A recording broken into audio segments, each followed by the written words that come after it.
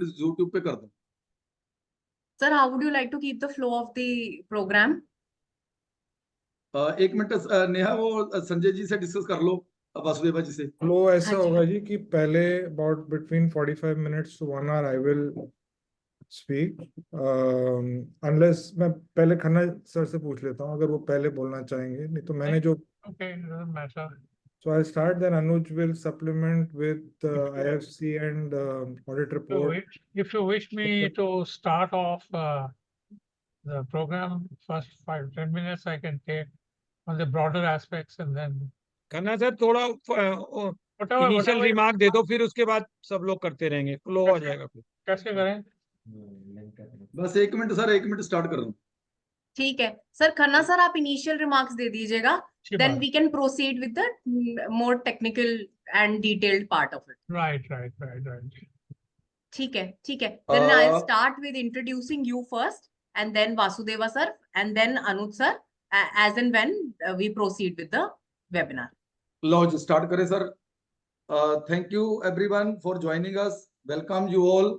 सबसे पहले हमारे senior most member M Khanna ji, जिनके आशीर्वाद से हम हर बार बैंक ऑडिट का एक प्रोग्राम जरूर रखते हैं इनके साथ, ताकि इनका जो ऑडिट प्रोग्राम आता है हम उसको फॉलो करके आगे वो काम कर सकें। खन्ना जी ने बड़े टाइमली मेरे को शेयर कर दिया था ऑडिट प्रोग्राम, तो वो मैंने भेज भी दिया था वॉइस ऑफ सीए पे, तो वो आ गया है आपको। अगर फिर भी रहता है तो दोबारा भी आपको आ जाएगा वॉइस ऑफ सीए की मेल आईडी में।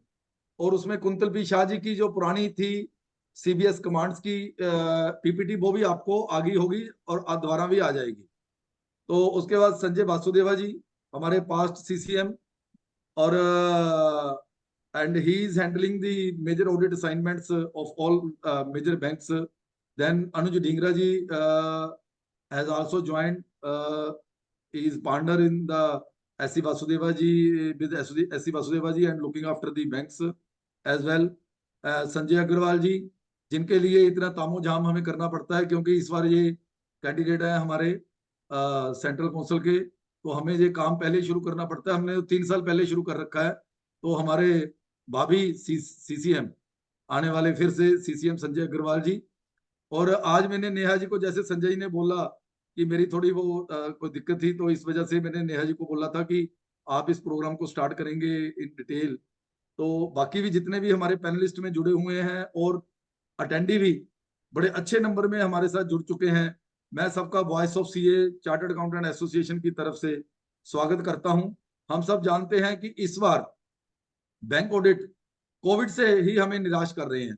कोविड में हमने इतने एफर्ट करके, मैंने पूरी लड़ाई लड़ी थी 1-1.5 महीना स्पेसिफिकली सिंगल हैंडेडली, कि जी आप कोविड में ऑडिट क्यों सिर्फ सीएसए से करवाना चाहते हो। अल्टीमेटली हमारी इंस्टीट्यूट भी जागी। 9 अप्रैल 2020 को उन्होंने फर्स्ट मीटिंग की सीएसए के साथ। उसके बाद ये प्रोसेस शुरू हुआ और आरबीआई ने इंटरवीन करके फिर उन्होंने कहा कि नहीं जी हम ऑडिट करवाएंगे। लेकिन उस साल 90% वाला सर्कुलर आई थिंक 80% पे, देन अल्टीमेटली 70 एंड 60 पे। तो ये अभी इन्होंने ऐसे थोड़ा चेंज कर दिया 4 साल में। लेकिन even though I think this year the members are more happy because many banks have selected their auditor by software, and at least I can assure you that in Jalandhar many members have received emails directly through the software and are happy. Either may be category 1, 2, 3, 4 in each category, may it be PNV, may it be other banks as well. तो इस बार मेरे को लग रहा है कि audit का जो हमारा सपना है कि भी खत्म होगा, सुन भी रहे हैं, लेकिन इस बार एटलीस्ट वो वेल मेंटेन्ड है, चाहे परसेंटेज जो भी करवा रहे हो। तो इसी कारण हमने पहले ही अनाउंस किया था कि हम बैंक ऑडिट के ऊपर 2-3 प्रोग्राम रखेंगे। 3 तो नहीं रख पा रहे, लेकिन 2 जरूर रख दिए। एक पहले हमने कुंतल पी शाह जी के साथ प्रोग्राम किया था, अमरजीत चोपड़ा जी हमारे पास्ट प्रेसिडेंट भी आए थे उसमें। तो वो था मेनली सीबीएसई कमांड पे, सीबीएस कमांड के ऊपर, कि आपने कंप्यूटराइज्ड ऑडिट कैसे करना है। आज का जो हमारा प्रोग्राम है, संजय वासुदेवा जी अपना प्रैक्टिकल एक्सपीरियंस शेयर करेंगे एडवांसेस ऑफ ऑडिट्स लफार अनुज ढींगरा जी के साथ। और इन्हीं के जो मतलब एससी वासुदेवा जी के जो हमारे सीनियर पार्टनर एम खन्ना जी, वो हमें हमेशा ऑडिट प्रोग्राम भेजते हैं। वो ऑडिट प्रोग्राम के माध्यम से आपको ये बताएंगे कि ऑडिट करना कैसे है। प्रोग्राम कैसे बनाना है, क्या मांगना है, क्या रखना है, जो आपको आने वाले टाइम में चाहे वो डीसी हो चाहे नफरा हो उसमें आपको बचाएगा। डॉक्यूमेंटेशन, क्या चीजें आपने संभाल के रखनी है। तो मैं सबका स्वागत करता हूं, ज्यादा टाइम ना वेस्ट करते हुए मैं रिक्वेस्ट करूंगा संजय जी, आप संजय अग्रवाल जी, आप अभी ओपनिंग रिमार्क्स देना चाहोगे? Um Khanna ji, then Neha will, Neha को करने दो कोऑर्डिनेट। तो Neha, I will request Neha to kindly proceed further and start the proceeding by introduction of each speaker. Absolutely, sir. Welcome, everyone. I would quickly like to introduce what is Voice of CA. Voice of CA is an NGO founded in 2009 by CA Sanjay Kumar Agarwal, who's a Central Council member at present, along with a few like-minded professionals at the time. It was one of the first platforms to realize the power of internet and began sending professional updates to members via emails. Since then, it has now grown into a big team which send professional updates via WhatsApp, Telegram, Facebook, Twitter, LinkedIn, email, YouTube, and whatnot. We now also have a job vacancy Facebook group, which helps many members to find tax, finance, and other professional and fill those vacancies in their office. We have been actively doing webinars, seminars on burning topics, and offer networking opportunities to our members. We also conduct holistic living programs for our members. Just last month, we organized the 3rd edition of Wellness Retreat to Yogram Haridwar. In fact, our team was very active in conducting such webinars during COVID. Time and again, we have also shared various free ebooks and discounts on physical copies. We are always open to suggestions for things we can do to make your life easier. You can always write to us at voiceofca@gmail.com. We are very fortunate to have amongst us today the learned auditing team of SCV and Company LLP, earlier known as SC Vasudeva and Company, CMM Khanna sir, CA Vasudeva sir, CA Anuj Dhingra sir. I would quickly like to introduce Khanna sir so that we can begin the program. He is a fellow member of ICI and Institute of Internal Auditors, Florida, US. He has done his BCom honors from DU. He now has more than, I think, 47 years and more experience in the profession. He joined KC Khanna and Company as a partner in 65 and then joined SCV as a consultant. He has handled and supervised large audits in public sectors and private sectors, besides tax and consultancy assignments. He was elected as CCM from 1982 to 85 and then again 1995 to 2001. He was also elected to an IRC from 1973 to 76 and served as chairman in 1975-76. I hope, sir, I am able to remind you of all the good times. He was also appointed and served several committees, including Bank Audit Committee, Accounting and Auditing Standards and Boards Committee, Half-Yearly Review of Bank Accounts and Rating Modules Committee, various other committees of RBI, Committee on Farm Accounting of BIS, and many more. He presently holds directorship in 3 companies in professional capacity and was nominated by RBI as director of J&K Bank and was on board of trustees of CanBank Mutual Fund till 2000. He also has conducted system studies and profit maximization studies with clients and has contributed various papers, conferences, seminars, and have attended these professional programs and of course, his famous annual bank audit programs. Welcome, sir. Over to you. So Neha, just if you permit me, just one correction for Khanna. You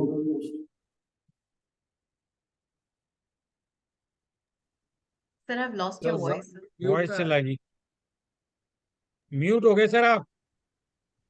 हाँ जी mute sir. हो गए just sir. saying, Mr. Khanna is a godfather to our firm, and you mentioned consultant, so he's larger than a consultant, and he continues to be the managing partner of KC Khanna and Company.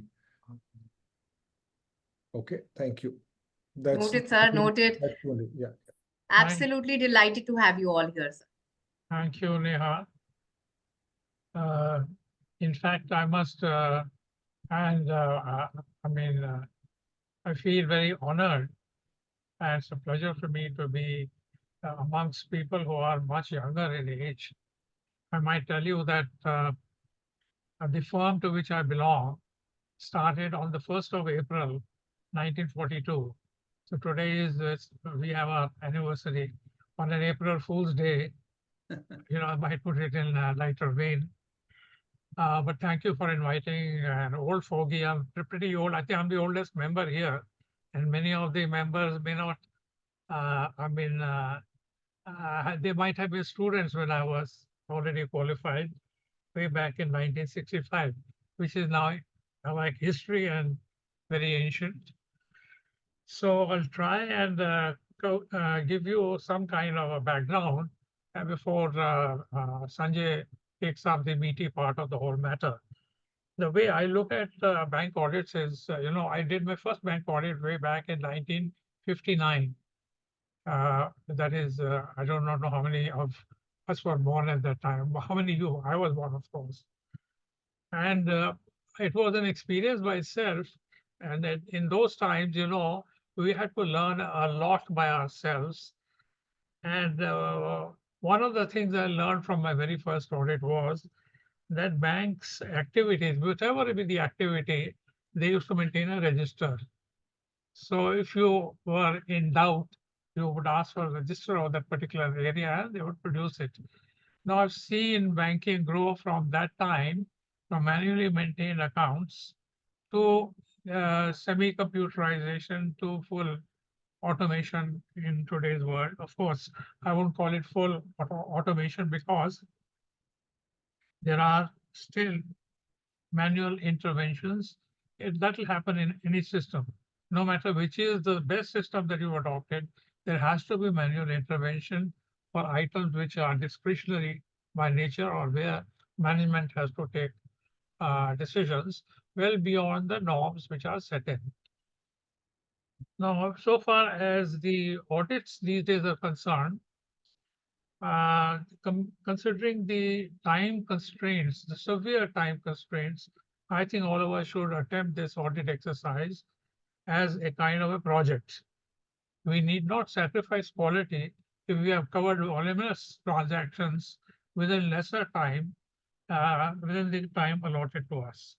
And so that we are able to prepare a meaningful and effective report, I think we need to go through all the procedures, not necessarily at branches that we concentrate only on advances. There are other areas of concern which people seem to forget.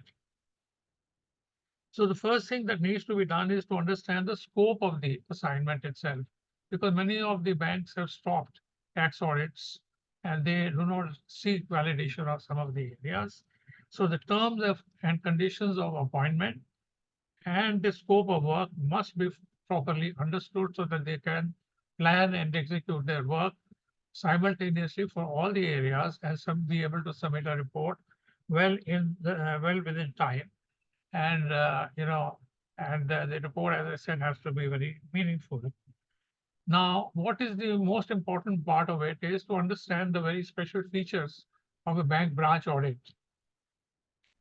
One of the special features, which distinguishes these audits from the others is that there is no scope for passing adjustment entries, which arise out of our working post 31st of March, because the balance sheet figures and the P&L figures are frozen each day, and they are frozen equally for 31st March after the year end, month end, and the year end transactions are properly recorded. So that means the accounts of the bank have to be complete and they are frozen, and they can be certified as such subject to your report. You see, a lot of banks insist that why don't you sign the report?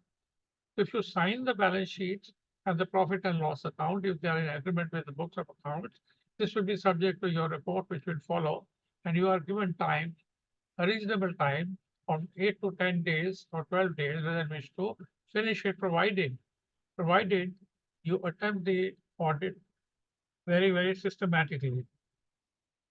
Let us not forget that in the core banking scenario, the data of the bank is stored on a central server, and the accounts of the branch per se do not exist. People don't understand that it's not that the books are maintained at the branch. All the transactions come to the central server and they arise from 3 different sources. The vouchers these transactions and economic activity can be initiated at the branch, okay? And it can terminate at the branch, and the entries are passed to the branch with all the evidence available for the entire transaction. For example, if you go to your bank branch, deposit 10,000 rupees, they will give you a pay, you put in a pay slip, they'll give you an acknowledgement, and that itself is a voucher.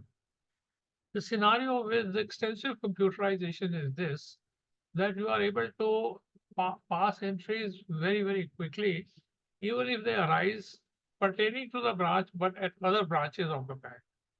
So those transactions come through the central server, and these are often, seen by the auditors, and they're told that they don't have an explanation for it because these are system-driven transactions. There are several system-driven transactions which come from the central server to the branch, including for interest, inter-branch interest, for transactions which are routed through the central server from other branches. But the bank branch also receives entries from extraneous sources. You have dividends coming in, interest warrants being given to the bank, because it's one customer per bank, and it is the customer of the bank and not of the branch in reality. Those transactions also come through the central server, and they get recorded. What they've done is, in fact, in nutshell, is that the inter-branch transaction burden is taken over for a bulk of these transactions by the centralized processing system. This is something that needs to be understood. So the auditors, when they are confronted with a sentence like this, that these are system-driven transaction, the auditor cannot verify the originals. He does not have access to the original vouchers, evidence, or record. This would be available at the other office of the bank, the branch of the bank, or the originating entry will have come to the, through the central processing cells or to the central server, as I always will put it. So the issue is, at the branch, what does the auditor do? You know, an auditing procedure requires you to verify the facts and evidence. But the fact is that an account has been created for a customer. The originating entry may have come from another branch where there are instructions that from that particular account, the customer of this branch is created some money.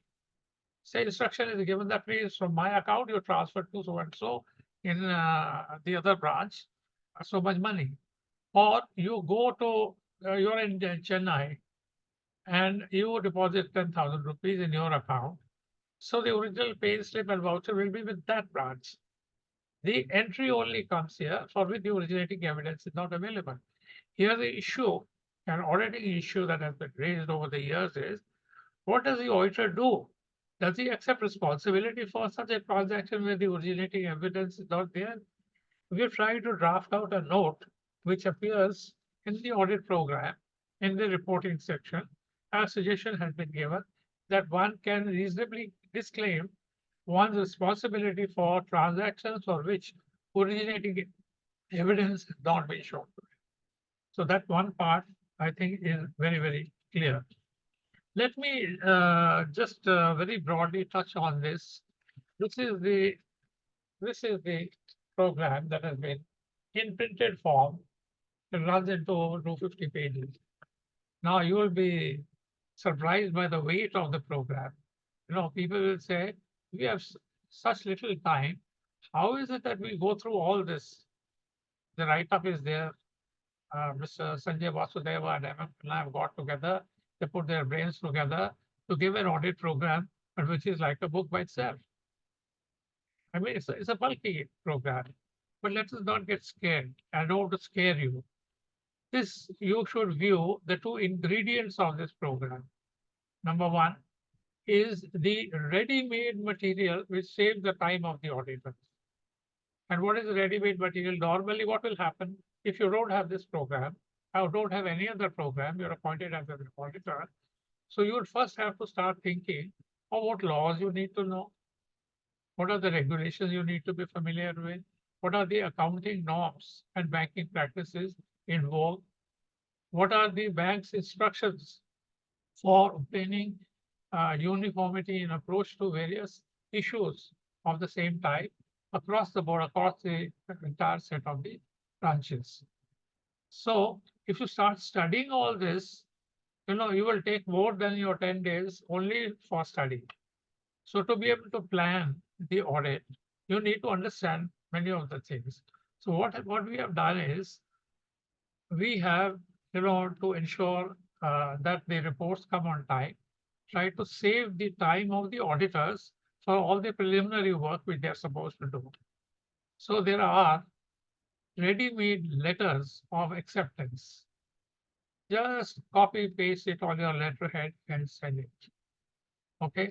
But when you read it, when you read those letters, you'll understand what you are writing in terms of the requirements of the institute and in compliance with the norms expected of you. Norms and manner also, perhaps. The second thing is the letter of engagement. This is also required as per the auditing standard. So you issue a letter of engagement. Question is, what do we write? So if the auditor starts drafting that letter, it will waste a lot of time. So there's a ready-made letter of engagement. These are basic letters. You can add whatever you want. If you come upon something special for a branch out of your own experience of past dealings with that branch or otherwise.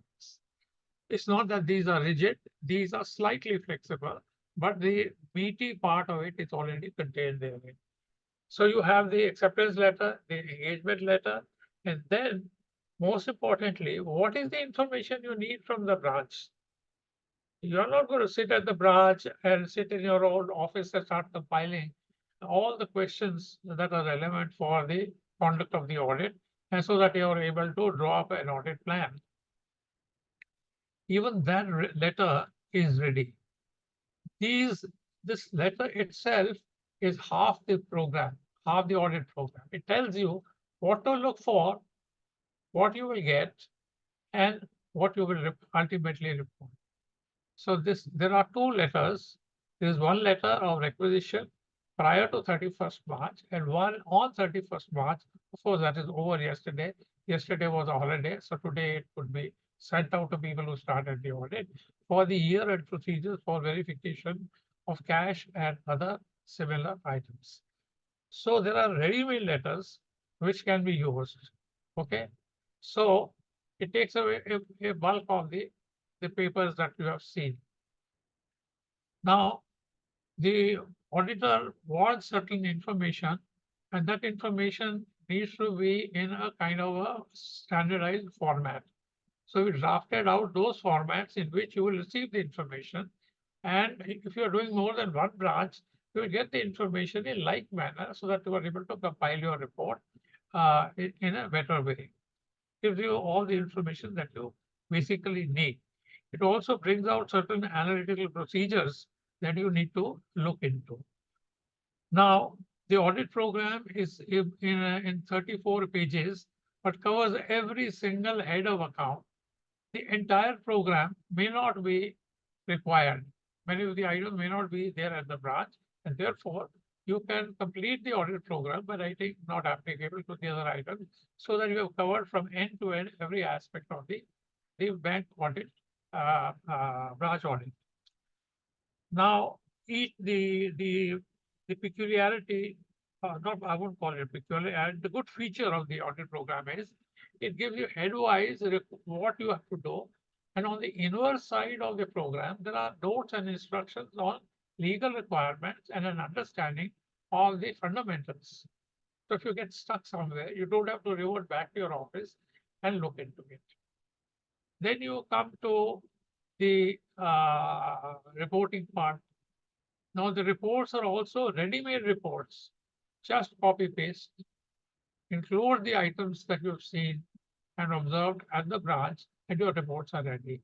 This is for the main report as well as for the long-term audit report, for which instructions are already given. Now, what ultimately you report? That the balance sheet shows a true and fair view of the state of affairs, and the balance of the profit or loss of the branch is depicts the true picture of the loss or the profit. There is a slight difference in the reporting between the institute and what is recommended in the program, which I must explain.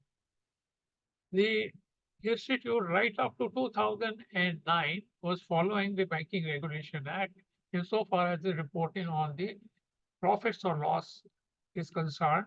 And they said that the profit and loss account shows a true balance of profit or loss as the case may be. This is the requirement of the Act. But thereafter, somehow in the guidance note, I don't know how it crept in, that they're applying the concept of true and fair even to the profit or loss in the profit and loss account. So this is what needs to be understood, and one needs to go into the requirement of reporting as per the law more than anything else. So this is what I thought I should bring out to you. Now, how does this audit program help you to access information? The balance of it is all reference material. Okay, the reference material is various laws, several laws that have been quoted, the RBI circulars, okay, the accounting standards, the auditing standards. All these are incorporated in this booklet, but not in full form. They are all hyperlinked. There's a reference given to each item, each law that's applicable, and this is hyperlinked so that there's no difficulty. Now, we've dealt with the advances a little more in detail because it's a very critical part of the whole game, because the responsibility for adequacy of provision lies with the auditor and not with the manager. That is why the criticality. So I think, and this I think will be dealt with a little more in detail by Mr. Vasudeva when he looks into it. The important part is, one of the important parts of the whole exercise is the risk matrix that needs to be drawn, because this is a risk-based audit, and one has to place reliance on what he sees as the systems of control, etc. in the bank. The auditor does not have access to the central server. He doesn't have any access to what is happening and what is churned out by the head office for the branch. Now, he needs to be worried about the internal controls of the bank as applicable to the branch. He must remember that errors and omissions will arise on account of three factors: the absence of a system, absence of a control system. Secondly, the inadequacy in a laid down system. And thirdly, a breach of a well laid down system. All these three things will result in an error or omission and even may lead to a fraud. So basically, I will wind up by saying that you need to be familiar with the branch, its nature of operations, the size of operations, the components of the balance sheet and profit and loss account, and refer to what are the adverse features of the branch in the latest available reports. It's all contained in a letter of requisition, because reference to that will indicate to you as to what is the normal nature of adverse features and what is the level of compliance. You can have adverse features, but what is the level of compliance? And one thing which I would like to emphasize on is that do not ignore two things: the branch managers handing over report whenever there is a change of incumbent. The incoming manager will say such and such things are bad, this advance is bad, there's a problem found. The outgoing manager will say, no, everything is okay. So the handing over charge report indicates all such adverse features which you are looking for, because no manager is going to assume responsibility for something which has been wrongly done in the past. And therefore, that report, to my mind, is very helpful. We've been using it over the years. The second thing is we assume that all the fields and parameters are incorporated in the centralized system, which churns out the information and gives it to the branches. Now, if all the parameters are built in and modified and kept updated, the system will also draw up what is called a daily exception report. The daily exception report is actually in two parts. One, on the breach of systems, and secondly, on the transactions which are not in line with the norms as expected. So one should go into the exception reports, whether they have been generated, whether each report has been disposed of in the manner it ought to have been dealt with. And these are not kept pending by the branch management. On the report, my only warning would be that banks accept on their computers now a standardized report, which may or may not be in line with that of the institute. I think one should take care to ensure that the report is in line with the requirements of the guidelines of the institute, except and to the extent that I've mentioned about the net profits or losses. So these are my, initial remarks. And if there's any question that arises in the course of this, I might be able to address, because I'm sure, knowing Mr. Sanjay, Vasudeva, and Anuj, they will not leave anything out, for anybody to comment on any further. But again, I'll just reiterate only one thing again, that it is not merely advances. There are other areas of concern which must be looked into. You cannot ignore deposits, you cannot ignore borrowings, you cannot ignore some of the things like investments and all don't appear because there are only two sources of income for the bank. One is the investments, which is the centralized function on which branch auditors really have to do nothing. And generally, that centralized function is with one of the main auditors. The second one is the advances on which the banks are this thing. This is decentralized at the operating level, which is the branches. And the criticality is with all this is to be within the coverage of the branch audit. So I'm not touching on the IRAC norms. I'm not touching on the other part of the full game. But I think we'll leave it to the presentation by the two eminent speakers, Sanjay, Vasudeva, for whom I have a tremendous amount of respect because he has got such a good grasp of things, not only bank audits, otherwise also. We often consult him on certain matters where we have doubts in our own mind. So I think you can, we can take it over to Mr. Sanjay Vasudeva to go ahead with his part of the exercise. And just to mention that all the laws that have been quoted, all the RBI guidelines which have been quoted are all hyperlinked. I'm only reiterating so that you don't have to carry a bunch of those. They would be available perhaps in the branch, but it is easy for you because everybody is equipped with a computer normally. So with hyperlink, this thing and the reference material is available on the spot to each person, no matter whether he is working from his own town or city or he's in another town or city. The idea is to give them this convenience so that there is no difficulty.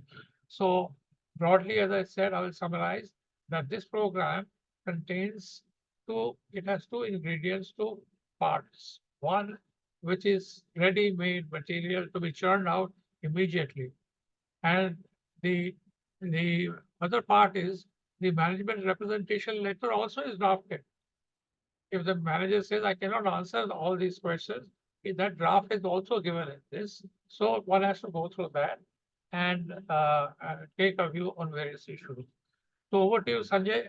I have, I think, taken more than my time to deal with the preliminaries. Sir, we have a few hand raises from the participants. just a minute, Neha. ये last में ले Participant, I लेना, पहले want to Sanjay ji का करा inform. Low. Hello. Participant has just wanted to say that we are more than 250 now, and the whole family is here. Neha, my daughter, my son-in-law Vishal Tapaji, my son Rishabh Agarwal. I just want to inform Khanna sir that the whole team is working for you.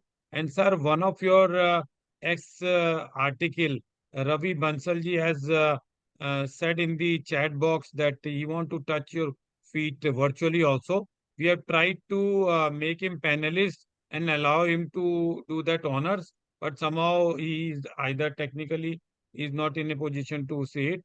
May I request Neha, if you could unmute him so that he can speak something about Khanna sir. Then we'll move further. Sanjay sir, we are just because he is writing in the chat box, so I thought it fit that let us be Sanjay, one of I'm the too person to scared. make He it. knows too much about me. Yeah. I said, I'm very Ravi scared. Bansal ji. Hello. Hello. Yes, he is there, sir. Hello. जी रवि बंसल जी, आपको सुन पा रहे हैं हम. नमस्कार Khanna sir. नमस्कार जी, नमस्कार. Sir, हमने तो आपके ही लेक्चर सुन करके ये बैंक ऑडिट स्टार्ट किए थे और आज स्टेज पे पहुंच गए हैं. 10 मेरे ख्याल में 16-17 साल हो गए जब से आपका इंस्टीट्यूट के 5th फ्लोर पे वो लेक्चर सुनते थे, और आपकी ब्लेसिंग है सर जो आज मतलब यहाँ पर हम स्टैंड करते हैं. आपको देख करके बहुत भगवान से प्रार्थना है सर, आप इसी तरह हमारे साथ बने रहें और आने वाले सालों तक, और इस तरह से हमें आशीर्वाद देते रहें, यही मैं आपसे कामना करता हूं sir. Thank you Sanjay ji, giving me this opportunity. Thank Thank you. you, Ravi ji. I Thank you. know you were my neighbor in Wazirpur when I used to sit there. अभी भी संजय भाई आपके दिल में हूँ, नेबर तो अभी भी हूँ. Thank you. And see, Neha, can you take up some queries which are relevant to Khanna ji in the chat Yes. box? Then we can go to Sanjay sir. Yes, there are no queries in the chat box. There is only one concern. Participants, हम लोग आपको audit programme आज की registered email IDs पे सबको email कर देंगे. In fact chat box में 2 बार हमने शेयर किया है ऑडिट प्रोग्राम का जिप फाइल. आप उसको 3 डॉट्स पे क्लिक करके डाउनलोड कर सकते हैं, जो खन्ना सर ने ऑडिट प्रोग्राम बनाया आपके लिए उसके लिए. और ईमेल भी हम कर देंगे, please. Sorry, Neha, you may also please, I'm confirming to everybody, all the participants, in case they get stuck with any issue in the audit while they're auditing, you can give them my email address and my phone number, my mobile number, which would be available to them in case they have any issue or problem or they need any clarification. I will be only too happy to provide it. I've been doing normally in the month of April of mine goes into this. So there will be, I will not take time to respond, and I will be able to guide them on what the program says, or if it is not contained therein, at least we will provide clarification as required. So that is my offer to all the participants, and let them have the audit program. If they don't understand any part, let them revert to me. Okay. Very obliged, sir. Very obliged. We will share your email ID as well as your phone number along with the audit program on the registered email IDs of all the participants by evening or tomorrow. We have a few hand raises, sir. Harsh, sir, do you have any query? I'm allowing you to talk. Harsh query Singhania, last में sir. ले लेना, पहले संजय वासुदेव जी का करा लो शुरू. Queries अच्छा, last ठीक. में ले लेंगे ना. हाँ, अच्छा, ठीक है सर. ठीक है. ठीक है sir. Quickly, I will introduce Vasudeva sir. Vasudeva sir is currently the managing partner of Messrs. SCB and Company LLP. He has an experience of more than 30 years in the accounting profession in areas ranging from stat audit, internal audit, Companies Act, and FEMA. He has over the years worked with clients across different sectors, including manufacturing, services, banking, and finance. He has wide exposure to auditing and accounting standards, including Ind AS. He was elected CCM for 16 to 19. He's currently a member of Corporate Law Committee of PhD and CII National Committee on Financial Reporting. He's currently a governing body member of the Foundation for Audit Quality. He has served as a member of National Executive Committee of FICCI and was appointed as a nominee of FICCI to Valuation Standards Board for 23-24. Over the years, he has served various professional and regulatory bodies, including ICAI, IFAC, SAFA, IIA, Florida, and our institute as well. He has spoken on various platforms over the years on topics such as audit, accounting, corporate laws, and Ind AS. We are very delighted to have you, sir. Over to you. Thank you, Neha. Namaskar, everyone. Very good afternoon, and thank you to the entire team of VOCA, Sanjay Garwalji, his family, and Ashwini Jindalji, and all the other office bearers of VOCA for giving us this opportunity. And my great pleasure and thanks to Mr. Khanna for joining the webinar. In fact, Ravi Bansal ji had mentioned, but similar sentiment I'd like to share that whatever banking little bit I know has been because of his guidance and my learning from him over the years. And he's always been my guru, not only in banking, audit, but also on various other matters. So he's a friend, philosopher, guide, and a great, great human being. So it's always a pleasure to share the dais and to be, part of the webinar. So thank you very much, Khanna sir, for everything. And with me is Anuj, my colleague from the firm, and who's worked extensively on the presentation and who's been working with me on extensively on the ground level for bank audits, and has helped compile this presentation, and also the audit program which Khanna sir and we prepare on an annual basis. So without taking much time, I will go ahead with my deliberation. And so what we've done is that based on the direction which Khanna sir has given in terms of giving an overview, I'll just take that forward from from an expectation, some changes perspective. I will briefly touch upon the IRAC norms, the changes which have come in place, and then look at some key issues. And then we can take Khanna sir's inputs also. And then Anuj will take us through a bit more on audit reporting, LFAR and IFC.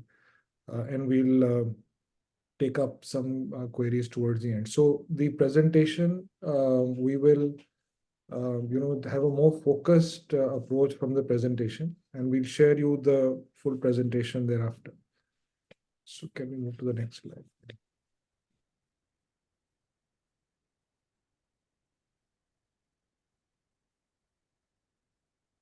So just take a few minutes here to set the tone, and just taking a cue from what Khanna sir said. In the recent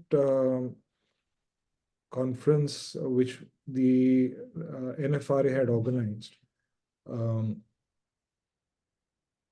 in subsequent also discussion which we've had, it's always important to understand what the regulator is really thinking and speaking, because once we look at a bank branch audit, we need to look at it in a more comprehensive basis, because what we are as branch auditors doing is to be part of a system which is the entire governance process, and whatever area one is looking at the branch level adds up to a lot as far as the whole picture about the bank is concerned.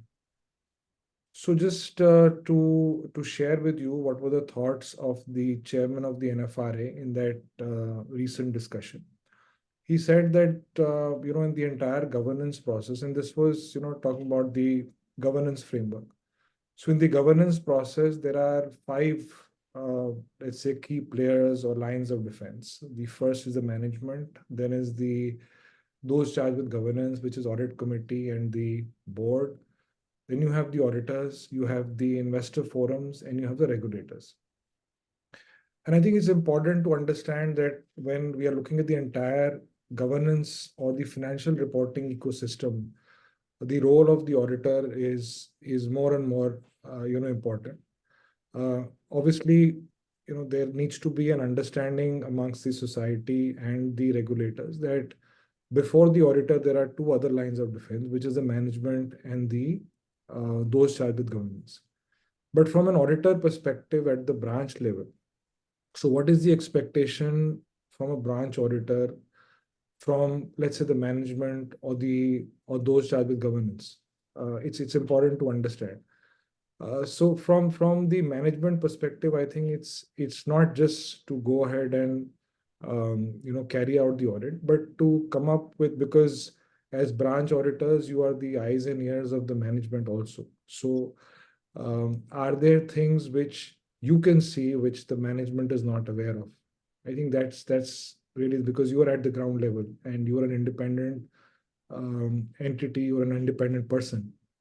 So that's the broad expectation from obviously the board and the audit committee, is that the entire governance process, the entire compliance is done, and there are no there are no non-compliances, there are no stress assets which don't come to light, or the systems of the bank are actually operating at the branch level in the manner in which they should, and they should not have a surprise tomorrow. Then looking at from a regulator's perspective is also that are the auditors really looking at their engagement from not only from a tick box approach, but are they exercising the level of professional skepticism? Are they really going behind the circulars, regulations, and seeing that is there a way in which these regulations are being there's a non-compliance, or there is being a manner in which, roundabout way in which there is the entity or the bank is doing something, and where you can come up with non-compliances or aspects whereby controls have been misused, authorities have been misused, these circulars have been misinterpreted, the intent of the regulation has not been complied with. I think those are really the aspects which the regulators are looking at. So it's not enough to perhaps say that we carried out, we did not come to know anything. We need to have a very, very robust audit process. And that's the reason why this audit program has been shared and webinars or seminars like this are being held. So one needs to enhance the knowledge about not only banking, but about the various controls, the IT processes at the branch level, the manner in which the delegation of authority has happened, which are the industries, what's the nature of the branch. I'll just talk about that further. So just to close out on this issue, I think it's important to really not look at ourselves only as branch auditors, but really a very, very strong pillar in this entire governance process, and also appreciate that there's a huge expectation from us. The next issue which I just wanted to touch upon, and Sanjay ji is here, and maybe towards the end he can clarify this issue. So whether the branch auditors from a regulatory perspective will be covered under NFRA. I know when I was in the council, this matter was discussed and debated, and as far as I recall, the conclusion was that branch auditors would not be covered. But the recent case of Diwan Housing Finance, whereby regulatory action has been taken against an NBFC's branch auditors also, and because the all the banks are listed entities. So I think this aspect needs to be looked at, and the necessary guidance to the auditors needs to be provided. It's not that auditors are not aware or they are not complying with these standards on auditing. The only thing is that NFRA is very focused on compliance with auditing standards right down to the T. So the rigor at which they are expecting compliance is definitely something which could be new for a lot of branch auditors. So thereby, Sanjay ji, my humble request would be at maybe at this forum, or maybe sometime this should be clarified. I've tried to build in some of the expectations which NFR I've already mentioned, and the RBI I will cover during the presentation as we go along. I just also wanted to mention one particular case where we had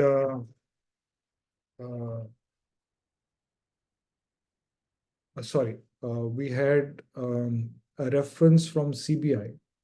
So this was an audit which was done, and I think it's important for participants to understand that what is it that really regulators are thinking, and be prepared for that. And so this was an audit which was done about 7 years back, and this account was being investigated, and the auditor in case received a communication from CBI 7 years later on, that they needed to present themselves before the investigating agency. And when the reason was asked, the reason was that the auditor had classified the account as an NPA. So this account was under investigation for a fraud, and the investigating agency wanted the auditor to share the papers in terms of what led to them classifying the account as a non-performing asset. Now, we may argue today that the auditor was only doing the job, and that's what the auditor did present. But the fact was that there was a more, I would say, a more deep dive required from the investigating agency in terms of what the auditor had done. And they wanted to rule out that whether the auditor was aware of any wrongdoing in terms of the account. So it was not enough to really classify the account as a non-performing asset, but if there was a fraudulent intent, then the expectation was that the auditor should have brought that to the light of the management as well as the regulators. So I think this is also a very, very pertinent point. Then the another interesting aspect which recently, and obviously this is at a very, very macro level in terms of an entity, where the auditor had qualified the audit report. But the NFRA took the view that qualification was not enough, because modification at different levels, and they said that either it should have been an adverse report or a disclaimer of an opinion. So again, as we can see, the expectations of the regulators are I won't say increasing, but I think they have these expectations based on how they are viewing circumstances unfolding, they are viewing non-compliances happening, and they are placing their expectation on the auditors. So my intent is not to create any atmosphere of fear or anything. I just want to put things in the right perspective so that we can be aware of what is the expectation and how we need to really go about that. So in all seriousness, I think if we are doing our work diligently, with a little bit more care and a little more depth and skepticism in terms of not approaching it as a exercise which is left to our teams, and proper supervision and all is done, I think we can achieve that. Again, the standard on auditing compliance, you need to maintain sufficient appropriate audit documentation, and it's not, I think today's time is not just to have the bare, just not to demonstrate that you've done, but to demonstrate effectively. So all the stages of audit, whether it's risk identification, whether it's sampling, whether it's your planning, whether it's your report, how your procedures, how your evidence collection, how you closed off issues, what was there, what had done, everything has to tie up. So, so this is also very, very important. Then, as Khanna sir mentioned on the, the way audit is today done, and he mentioned about 1957 when he had done his audit first time, and I will confess that I was not born at that time, Khanna sir. So yes, banking has traversed a long distance, and we are at a stage where you know most of the banking today is automated, and you have more and more products. Obviously, that has led to more challenges with more and more fintech companies coming in. But anyway, to focus here, it's important for auditors, and especially first-time branch auditors, to understand that a lot of banking today, especially on the NP identification, has been automated. So there's a lot of investment has been done in terms of ensuring that there is NP classification is automated, and there are different softwares which bank use. One is at the overall macro level, and the other is at a granular level, whereby accounts are classified. However, there are still so you need to understand that the system really takes care. There is a system check which happens. The central statutory auditors also carry out a detailed IT review that the logic in the system, whatever are the controls, everything is in place. But what as branch auditors we need to do is to really look at based on our tests that whether those are in compliance or not to the norms, which the IRAC norms. So if you do come across any issues whereby the automation per se has been done, but still there is a non-compliance, I think it's a real grave cause for concern, because it could be a systemic issue. So not only would you mention that in your, there could be an MOC for that, but it also will find a mention in the LFAR. Hopefully that should not be the case, but if you do come across, please do not hesitate to mention it as a systemic issue. The second part to this is what are those aspects which are not automated.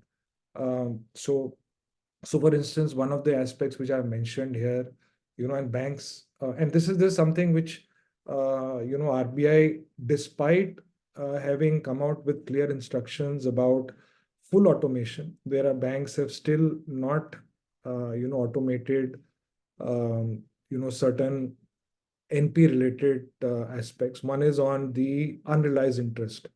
Now you're all aware that as per the IRAC norms, not only is the classification done, but unrealized interest has to be reversed. Now in some banks, the software or the CBS does not incorporate this feature, and if so, this is something which you need to be aware of. And in the bank in which you are carrying out the audit, you need to ensure that if this has not been done by the system, then you will have to carry out a manual entry, and the MOC will have to be passed.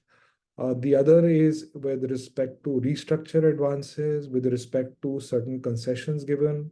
There could be one-time settlements. Now, all these aspects are not, automated. Then there are various levels of authority, or let me reword that. So there is an authority matrix which is given for entries which are not automated. The auditors need to be aware of that, because there is a maker checker concept there for anything which is not automated, and the auditors need to ensure that that has been complied to the T. Obviously, bank audit is a time bound exercise. We need to ensure that it is it is completed in the time which is given. However, a word of caution here, that please do not be pressurized by bank managements, or by either the head office or the circle offices or the regional offices for completion. But at the same time, please do not delay inadequately, the completion of the audit exercise. I think all of you are aware that how much time, depending on the branch size, you require. And if there is a proper planning done based on, and some of the things I will also talk about, which will help in streamlining and ensuring that we can do the audit in a time-bound process. Please do complete everything in a time-bound manner. It's important at this stage also to mention that to be familiar with the bank's closing instructions, there are instructions which the central statutory auditors issue, where there are now in most banks, it's very, very pointed in terms of their experience, regulators' experience. I know in banks where we've been auditing, we've been communicating very, very explicitly and trying to help the branch auditors to really be aware of how to look at various aspects where there could be issues in interpretation, or where there could be a difficulty in understanding aspects. Then there's obviously calendar of returns. All of you are aware. Those of you are not, that there are when you look at your appointment letters, when you look at the returns which you need to sign, you will understand that this will provide the basis for your understanding about the audit and how the information is being thrown up, not only at the branch level, but at the the governing office level, or the head office and the other controlling office level. So it's important to understand, and for most aspects in banking would be covered in these returns. Another case in point which I want to mention upfront is that there are a lot of products which the bank has for education loans, for agriculture, and etc., where there are concessional rates given. So these are towards meeting obligations of society, meeting certain sectoral requirements. So for instance, let's just look at educational loan. Now, education loan has been given to help students who want to study, who are who may not have the resources to take up a course, or their family may not have the resources. So the banks step forward in funding their education so that they can go ahead and have a better career ahead. And this has been really, really helpful for a number of students, to achieve their career goals. However, as happens in most cases, sometimes the best intentions or the best intent are not used in the manner in which they should, and there is more of misuse.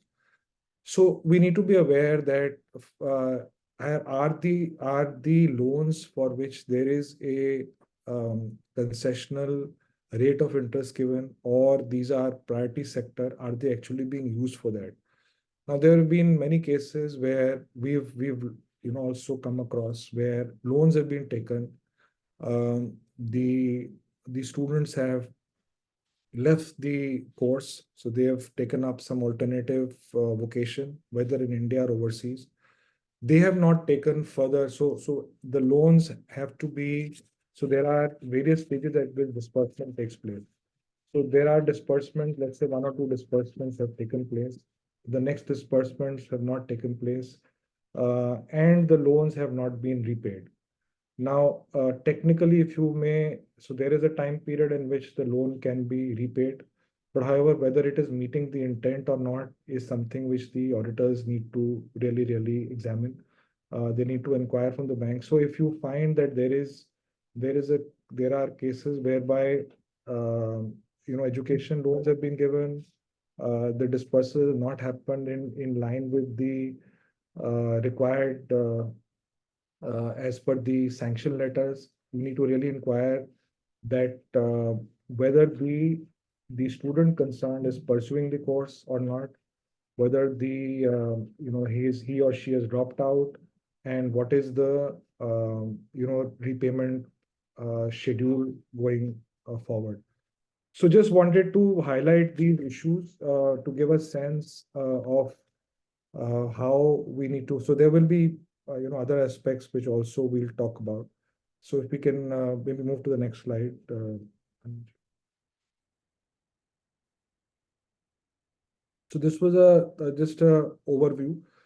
Then I quickly in terms of preparation, as we have always been talking, and I just wanted to highlight on this slide. It's very important um, to be updated about what is the guidance available as far as bank audits are concerned. So this really covers that. The audit program covers that. The guidance note covers that. The point which I wanted to make here was that the team which is carrying out the audit at the branch needs to be equipped, needs to be fairly trained, and I mean, one can say that okay, these are junior staff and we don't have adequate resources to train them. But I think there needs to be a session in which the partner concerned or the senior concerned needs to really talk to them, explain to them about what really is there in the audit. So not only will that help them to carry out the audit, so various terminologies, various the way operations are carried out at the branch, what kind of a branch it is. Is it a deposit taking branch? Is it advances? Is it retail? So a high level and also a ground level in terms of what really is required. This will help you to comply not only with the auditing standards as far as planning and team meetings is concerned, but also in helping in an effective discharge of the audit. And the other thing which is also important is that how are issues closed? How are issues closed? And finally, how does the engagement partner really take a view? I think just going back to what regulators are looking at today is you can have a team which assists you to do the audit, but as a partner who is signing, what was the level of oversight? What was the reliance they placed on the team?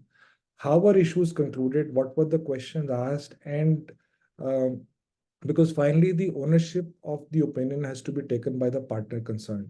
And I know in a number of disciplinary proceedings, the issue comes up that this was done by my staff and I was not aware. I think that was never an argument which could hold water, and today I think it would absolutely not. So this is just one thing which I wanted to mention very, very, please be conscious of that.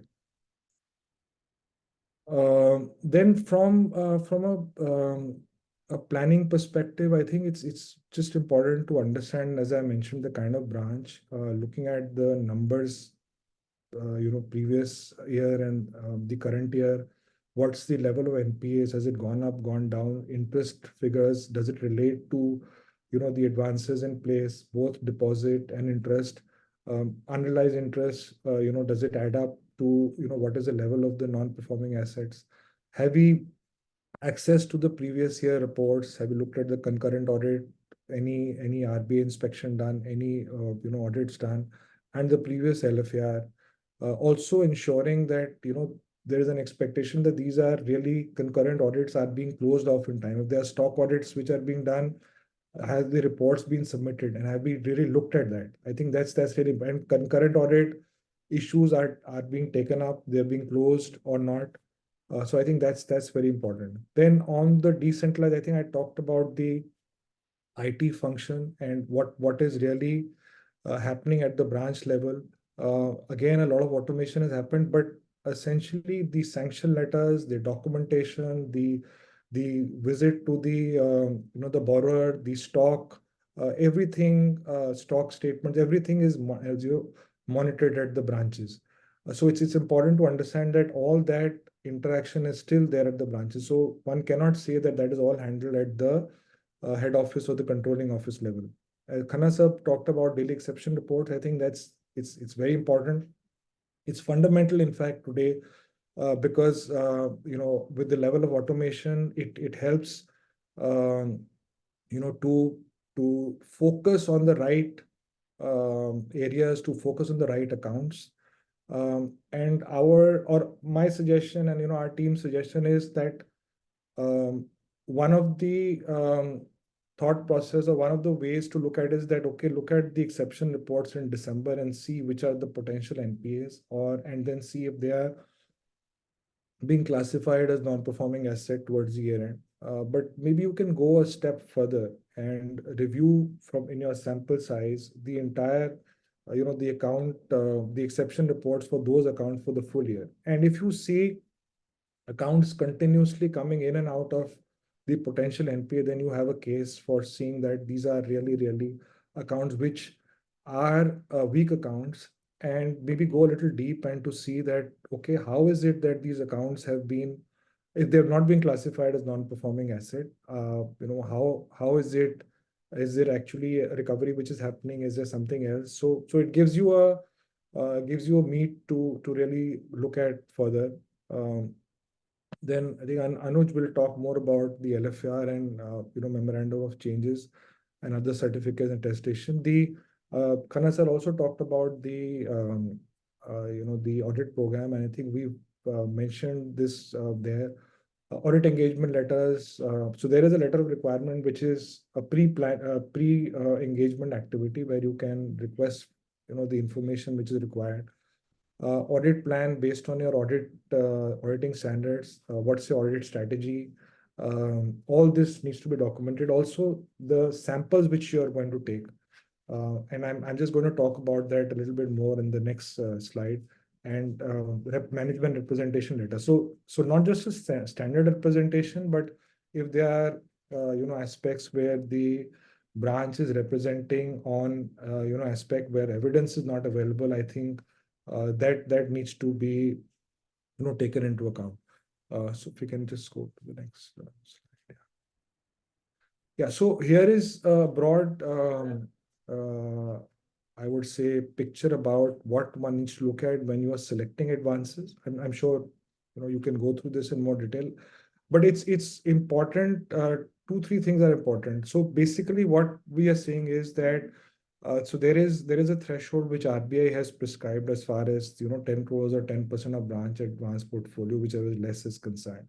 Obviously, that has to be looked at. But you can also, and this is there in the audit program also, that you can also split different, either the level of advances. So you can take larger advances and smaller advances. You can also take maybe sectoral and look at 2-3 samples from there, depending on the size of the branch. And it's important and today regulators are asking that what is the sample you're taking.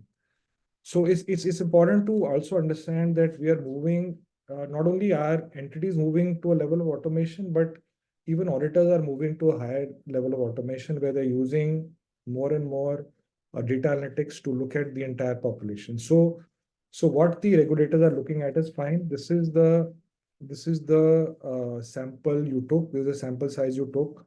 Please let us know. And did you then, coming out of that sample size, was there a sense that you had that there was a further detailed examination which was required? So I think that's the point I wanted to make. So please do maintain record of the sample size which you've taken. The sample has to be representative. So if it's a deposit branch and you are taking you're checking more of advances, I think that's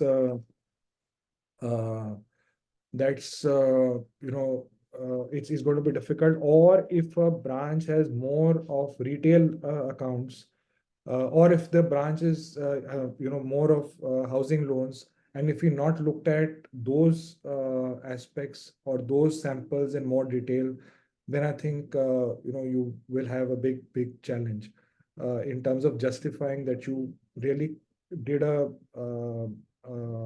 decent coverage to the advances. So that is what I wanted to mention as far as the advances is concerned. So with this, coming back to the aspect about coverage in the time concerned, if we have a proper understanding, we briefed our team, we've got the audit program and documentation place, we've inquired from the branch, the bank branch in terms of what information required. We also carrying out an analysis. Then I'm sure that based on the level of the branch complexity and all, we can and we always are we are asking the right pointed questions, and we are not. I think the other aspect on professional skepticism is please just do not rely on the other thing, which just to supplement that is that your team might just tell you that we were told by the branch management, उन्होंने ऐसा कर दिया, उन्होंने तो कहा कि जी recovery आ गई, उन्होंने कहा कि उन्होंने विजिट किया था ब्रांच, उन्होंने कहा स्टॉक स्टेटमेंट आ गई लेकिन लगी नहीं.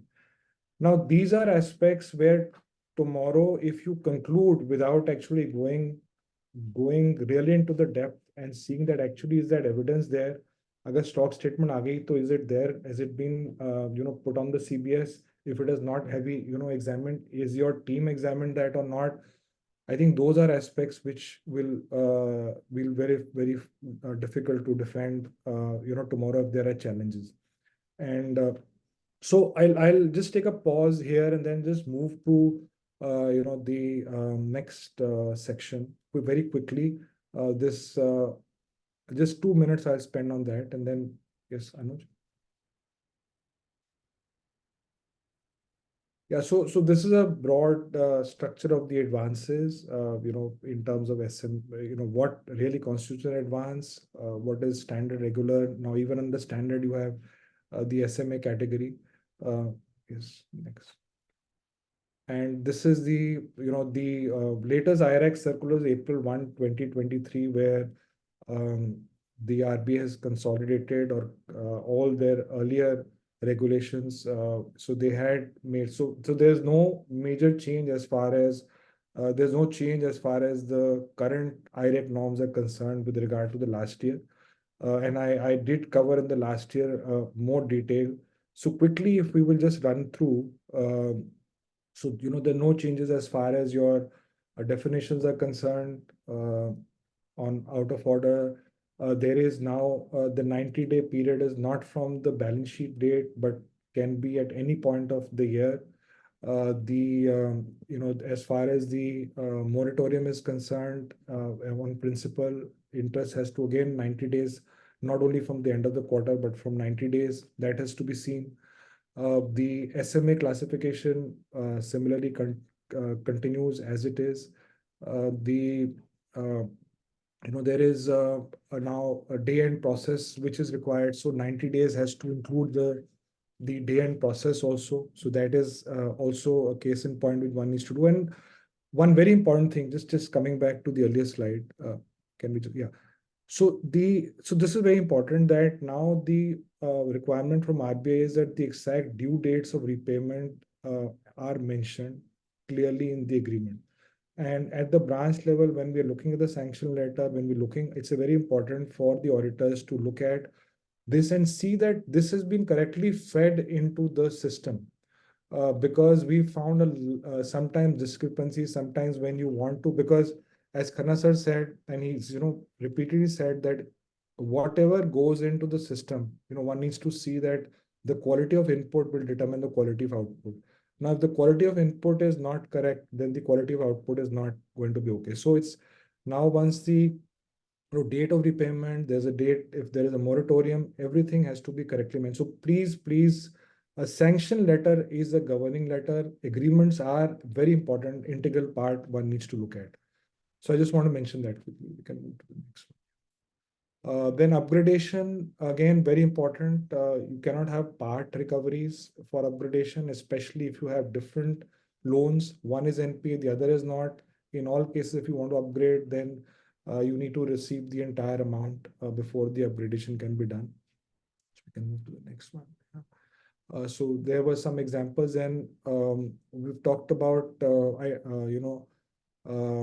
so this is very important as far as the automation is concerned. I've talked about that. Then specifically on upgradation, DCCO and restructuring is important, that whatever were the guidelines with risk or the requirements to come out of restructuring, whether it was a certain period of time, whether it was to bring in equity, whether it was to bring down a certain level of related party transactions, whether it was to sell off certain assets, to whatever, those have been complied with. Non-achievement of DCCO. So again, these specific conditions that complied with, then only the account can be upgraded to a performing asset. Credit card account, again, it's become very specific, 90 days. And within 3 days, if it is not, there are penal, charges to be levied. And the payment date is the reference date from which the 90-day period is now calculated. Yes. So not much change as far as income recognition is concerned.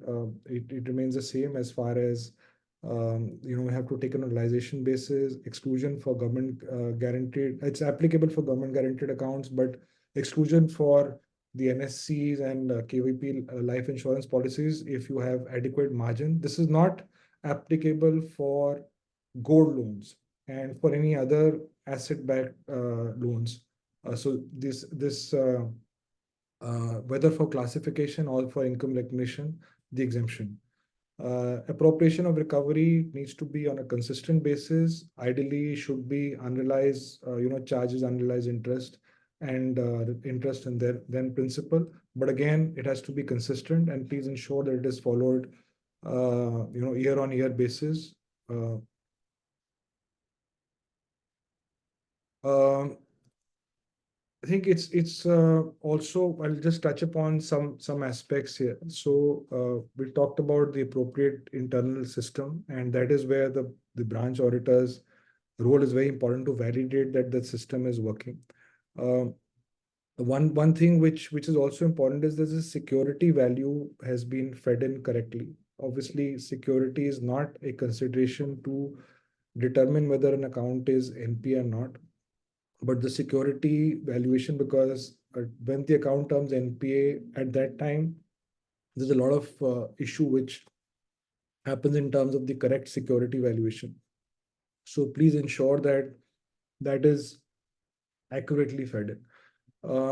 So there are accounts. So this is the non-financial deficiency. So there may be or financial deficiency, and then we can also look at other deficiencies. So there could be accounts where stock statements are not submitted in time, or the review renewal has not been done. Now, if this continues beyond 90 days, so if you have a drawing power calculation done with a stock statement which is more than 90 days old, then the account is deemed to be irregular. And 90 days of that irregularity continuing, the account will need to be classified as a non-performing asset, despite the fact that the account is operating within limit, or there are no overdrawings. So this needs to be borne in mind. And this also, you need to be aware that the stock statements which are received need to be either there's a register, or most banks have automated this in terms of recording this in the CBS. And then obviously if there's a delay, then there would be a penal interest which will be charged. The other connected aspect here is with regard to review and renewal, that if that is not done, so a full review has to be done. If that is pending, 90 days has passed, again, the account is deemed irregular, despite the account being regular on a financial terms, or operating terms, and that irregularity continues for more than 90 days, it will be classified as a non-performing asset. Upgradation of loan accounts, I think I covered this, and accounts regularized near about the balance sheet date is again, very important. Now, this is a matter where a lot of subjectivity can creep in, and auditors' experience and understanding about the case in point is very, very useful and important, because there are a number of cases where there is no operation in the account for the full year, and then you have credits which are coming in. Now, what the auditor needs to examine here is, are these really genuine credits? These are not, credits which are from, let's say, a related party transaction, or even if it's an unrelated party, it's a one-off transaction, and whether these are not reversed immediately thereafter. So that's very, very important to consider. And only if there are genuine sources can the accounts be taken to be performing. But there is again a very, very important line which has been mentioned in the circular, that if there is an inherent weakness in the account, then the account would be, could be deemed to be irregular, and the account can be classified as an NPA. So here is a subjectivity definitely involved, and the auditors need to exercise their discretion here. And also, please do not classify accounts or as performing asset if they are non-performing asset as at the balance sheet date and subsequent recoveries have been received, because this does not meet the test of the accounting standard 4 as far as post balance sheet events are concerned. So that's very important to also bear in mind. We can go to the next slide. I think this on the and where there is erosion in value of security, or there's a fraud which is committed, again the circular is very clear that these don't move in the stages. It doesn't move from standard to substandard to doubtful to loss immediately. If there's a 50% erosion in security, it moves to doubtful immediately. And if there's a fraud, then it has to move to a loss category. Now, so what has happened is, over the years, the banks have also increased their monitoring system as far as frauds are concerned. There is aspect about early warning signals. There is an RBI, circular which covers various categories in terms of operations, documentation, on as far as the borrowers are concerned. Please do have a look at that. There's an institute guidance also available. And if there are, in fact, now you have to mention in the LFAR also. So if there are early warning signals and whether that has been considered. So please be mindful of that, and please bear that in mind. Then coming to agricultural advances, 2-3 points which I wanted to mention here was, one, as far as the KCC accounts are concerned, now the intent is that they have to be, so they, because you have accounts where there'll be a rollover which is there, but the requirement is that there has to be a recovery which happens during, it's not just interest, but the account has to be squared off at least once in a year. Now there has been a lot of discussion, debate around this. Various forums, auditors have asked, bankers have been giving their own interpretations, and so what, as auditors, we need to ensure is that actually if the branch is saying that cash has come in, then actually cash has come in and it has gone out the next day, that's fine. But how do you justify that? Is there a entry in the cash book? Is it something which can be supported? Is it something which is unusually high? Normally that's not something which will support that kind of transaction in the bank. Those are questions which need to be asked. Some banks have put in a system there whereby they have reduced the amount of or the number of branches which actually collect cash. So it has to be done, directly, either through another payment system or digitally. But wherever cash is received, and if it cannot be demonstrated that actually cash was received, you can raise a flag, you can inquire, and if you are not satisfied, please do not accept that as a recovery for the agricultural advance. The second aspect is on the agriculture as well as allied agricultural activities. Now, the important part here is that in the classification of allied agricultural activity, whether it's for tools or implements, whether it's tractor, whether it is H&T advances, where these are transportation, where these are support activities to the agriculture. These are, not purely farming activities, not pure agriculture, but these come within the broad definition of agriculture, could be priority sector, but they do not get the benefit of the period of crop loan, for short term and the long term, which is, two crop seasons or one crop season. They will form the evaluation for the non-performing asset will be on the normal 90-day period. That's very, very important. Various banks follow, and experientially they're following thumb rules to say that, okay, if the agricultural advance continues, some have a view that if they continue, there's no change in the balance for 3 years, they should necessarily be classified as NPA. There are some, banks which have taken a view that, okay, if the balance is, let's say, more than 135% of the original balance, the account has to be classified as NPA because the interest to that extent in the last 3 years would not have been serviced. So these are aspects which one needs to consider. We can move to so I'm just skipping some slides to just come back to on the I think I have just I'll just take another 5 minutes to talk about 2-3 specific aspects, and then Anuj can take up his deliberation. This presentation I will share with you. So on the cash credit accounts, I know there's always been a challenge, not only because, as you know, term loans are I won't say easier, but they are much more structured in terms of receiving of interest and as far as installment is concerned. But as far as the drawing power calculation is concerned, there are various aspects which go in. It's the stock level, it's the debtors level, it's the creditors level, and everything keeps on. So one needs to be mindful of that.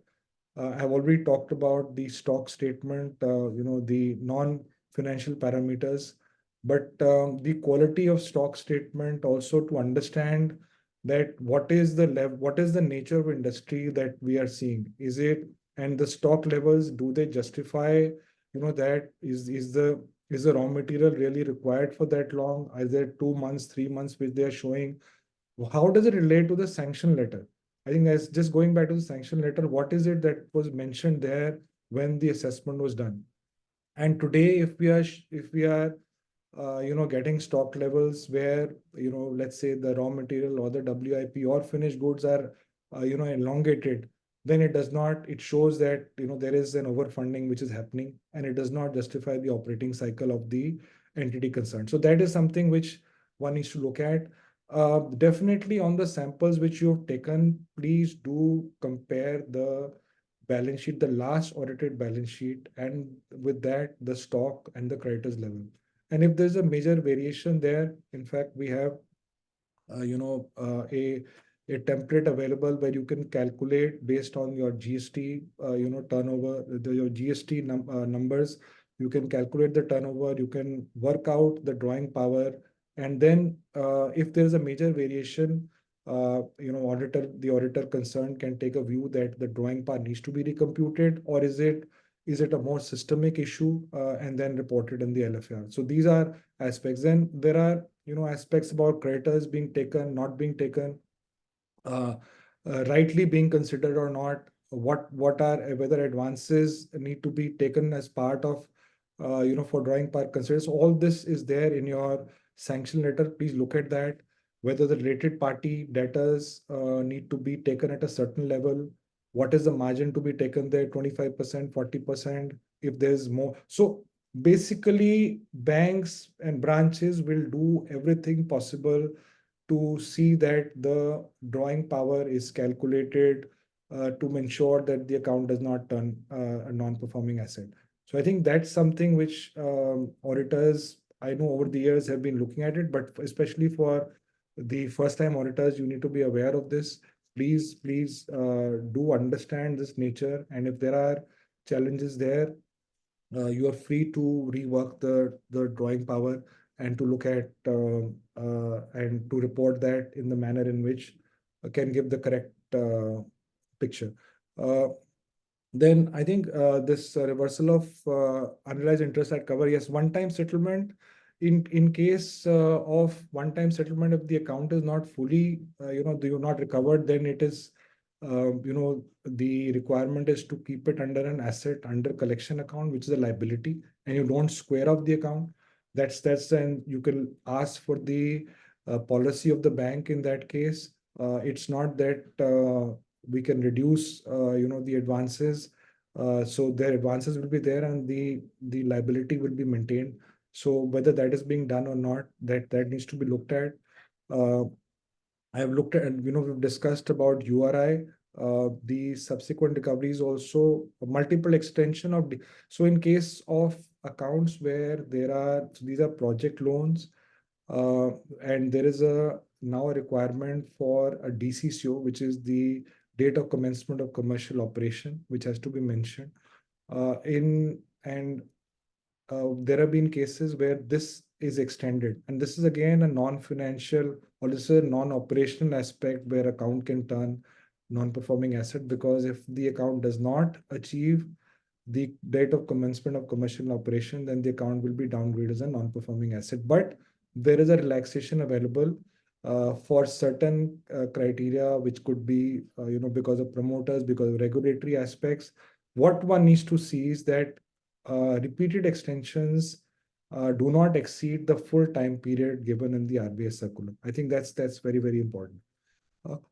Can go to the next slide, and maybe I can take a couple of. In this, I think it's also important, as I mentioned initially, that at the branch level, if there are, the ASM reports, stock audit reports, concurrent audit, all these need to be closed. These need to be reviewed. If they are not closed in time, one needs to examine, is there a underlying reason? Is there an underlying risk also there? You need to inquire, and if there are comments there, one needs to consider those also. Early warning signals I've also considered. The latest clinic report for the samples which you've looked at, one needs to review, because this will give you a snapshot, a view about how the account has moved, because the banks have to report on a weekly basis of default, and a monthly basis they are reporting to clinic on the accounts which their operations. And if the account is moving, there are defaults which are being captured there and it is not being taken in the system, or the branch is not taking that, then you have an external piece of evidence to corroborate the classification which is being done. End use of funds, again, very important, especially in term loan. Please ensure that in case of term loan, the disbursement is made to the vendor concerned, the party concerned. It is not routed through the cash credit account, so that we can ensure that the end use of fund, and where there is no end use of funds which is specified, I think in public sector banks there would be very rare cases where end use of funds is not specified. I know of private sector banks where there could be a challenge, but if there is not, then please do mention in the the LFR. Again, on the transfer to the asset recovery branch, if that's very important, whether it's an account which, so you could be having an NPA which is being transferred to an asset recovery branch, because a lot of now banks have specialized branches for asset recovery. Please ensure that both the fund-based, non-fund-based, the balances have been transferred. And if you are auditing an asset recovery branch, please ensure that the date of NPA which was there is synchronized with the date of NPA which is appearing in the asset recovery branch, because a lot of times the system integration does not happen properly. The aging then becomes a problem at the asset recovery branch, and we found that the accounts which were doubtful in a branch appear in a different category as far as the asset recovery branch is concerned. We also aware of round tripping of funds. I've talked about the genuine credits, especially on related party transactions. So this is another regulatory concern that again, if you look at the sanction letter, you will see there what are the related parties. When you look at the balance sheet, the related parties, to what extent the transactions are permitted. if you get an indication that money is being channeled or the money from here is going to another related party, which is not for an asset creation or utilization of the entity where money has been taken, please do take it up very seriously. And if it means even sending out not only in the LFR but even reporting to your the central statutory auditors and ensuring that this account, whatever is the problem, has been addressed properly. I've already talked about the loan for agriculture support activities.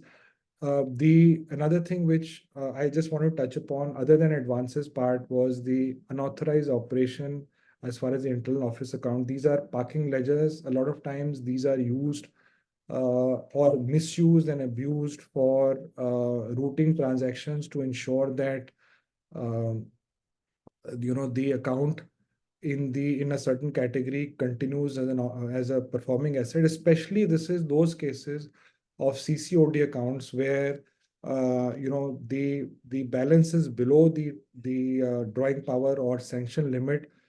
In those cases, we found that banks have this contra entry concept, where there are transactions which are posted to ensure that the transactions to bypass the system and the account cannot be classified as a non-performing asset.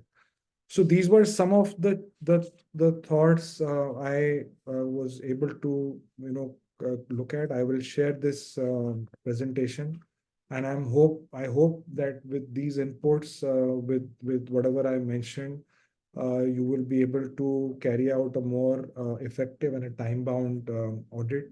And if you still have any queries at the end of this session, maybe after Anuj has covered, we can take quickly queries for 5-7 minutes, or my email ID or my number I will share, and you'll please most than welcome to cover connect with me, Khanna sir, or Anuj if you have any queries.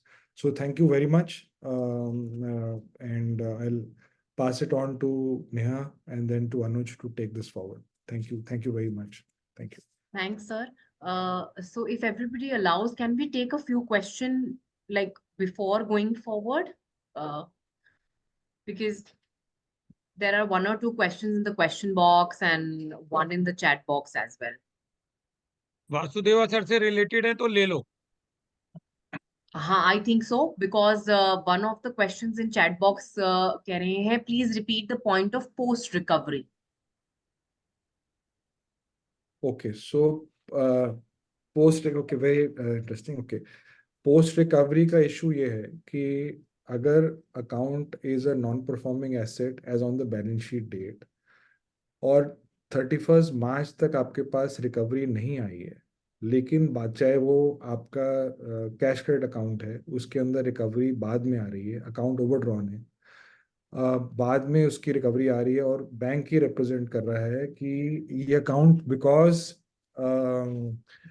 it has been now cleared, the dues have come in, or if it's a term loan also, and the installment was interest or the installment was required to be received before 31st March, that should not be considered to upgrade the account, is the point which I want to make, because that does not change the position on 31st of March. It is a post balance sheet event. It's not an adjusting event. I mean, it is a post balance sheet event, but within that, it's not an adjusting event. Moving on. So there's one question in Q&A saying, during the audit, it was observed that there are various loan accounts wherein no impact was given on EMI or loan expiry period on account of the change in interest rate, where there was an increase actually. Instead, the CBS accumulated the impact and kept with last installment. Can this be said to be restructuring? That is, borrower was given benefit of payment of loan due at later date? Excellent question. I think I wanted to cover, but I could not cover that.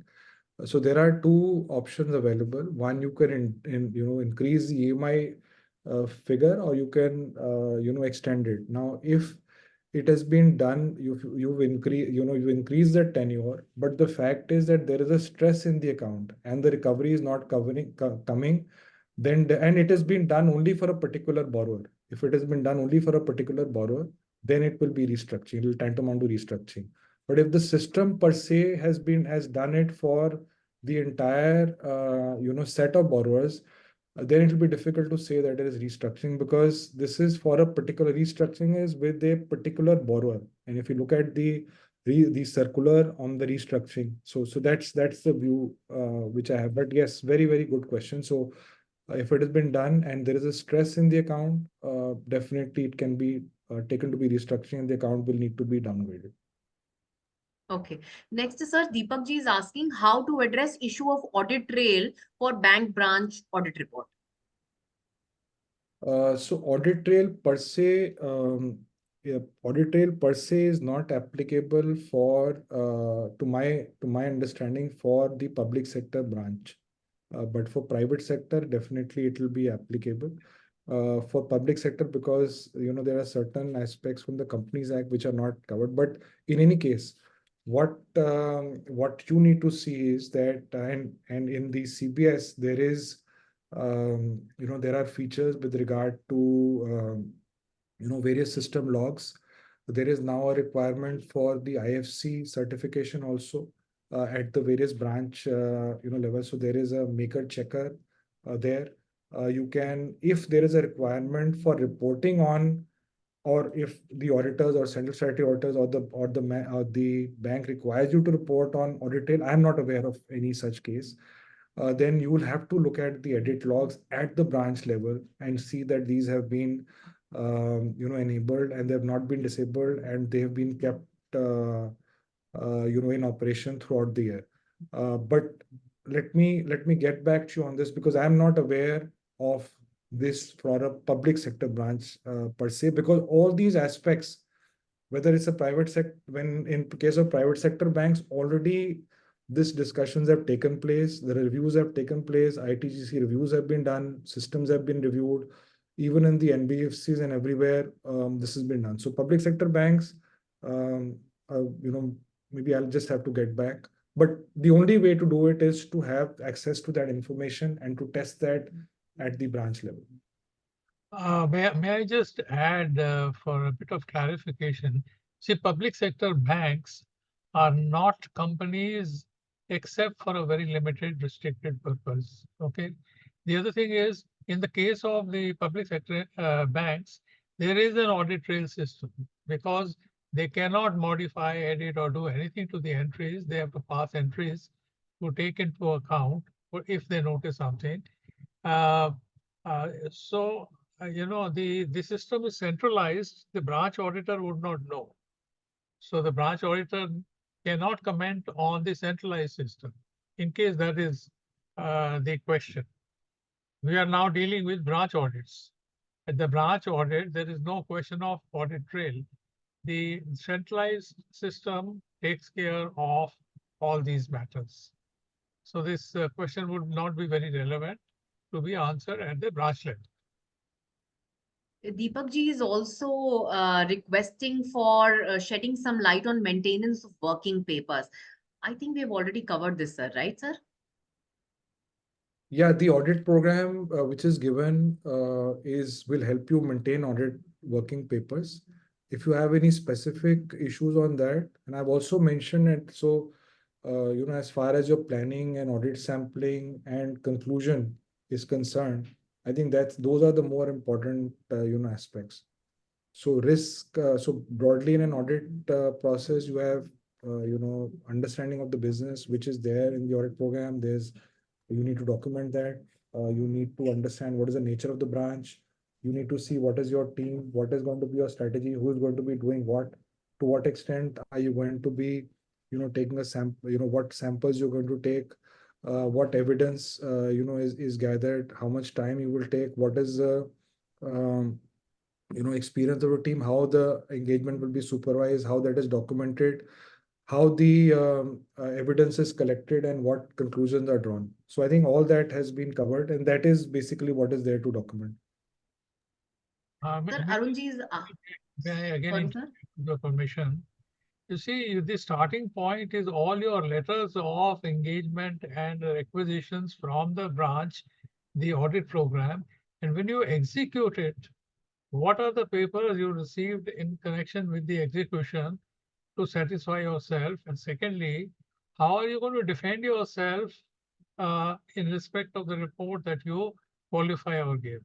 If you give a report, you need to approve from your paperwork as to what made you do that. So all those are working papers, and they need to be retained in evidence of the work actually executed by you.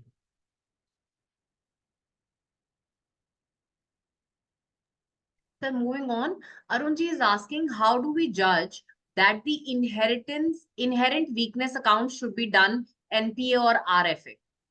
What points to consider, and kindly provide RBI circular for restructuring. And in how many days restructuring should be completed? Multiple aspects. No, No. I think no. So let me take that question. Let me take the second part first. So RBI circular on this. So the RBI master circular has a section on restructuring. Restructuring earlier used to come with an asset classification benefit, and which meant that if you had certain conditions which you had met, then restructuring would not automatically downgrade an asset, right? Now those asset classification benefits are done away with. During COVID time also you had these asset classification benefits which are not there anymore. So basically, there are conditions which are given for restructuring. It's there in the circular. So from as I mentioned, that if there is a stress in the account, and those again, the restructuring can be done, which means you can elongate repayment cycle, you can reduce the interest rate, you can do various other aspects. The only thing is that that account then needs to be downgraded. So there is only one, I think, exception to that in case of agriculture loans where there are natural calamities and there is an SBLC report, and there the account will not no longer be, those will not need to be downgraded. So that's as far as restructuring is concerned, it forms now part of the master circular itself.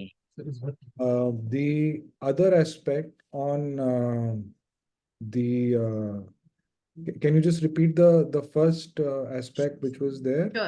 Sure, sir. How do we judge? What points to Yeah, consider for the inherent weakness? So inherent weakness को देखने के लिए आपको account का ये देखना पड़ेगा that one, what is the nature of operations in that account, what overall, how is the company doing and how is the entity doing, how is it servicing the the debt, whether it's interest or whether if it's a term loan, is it coming out of the normal operations, is it is it always a repayment is being done at the last stage, and are they having to borrow money to repay that, are they selling their assets to repay that, are there inflated in inventory positions which we are seeing, and on that basis is there an ad hoc, let's say there is repeated ad hoc limits which are given, is there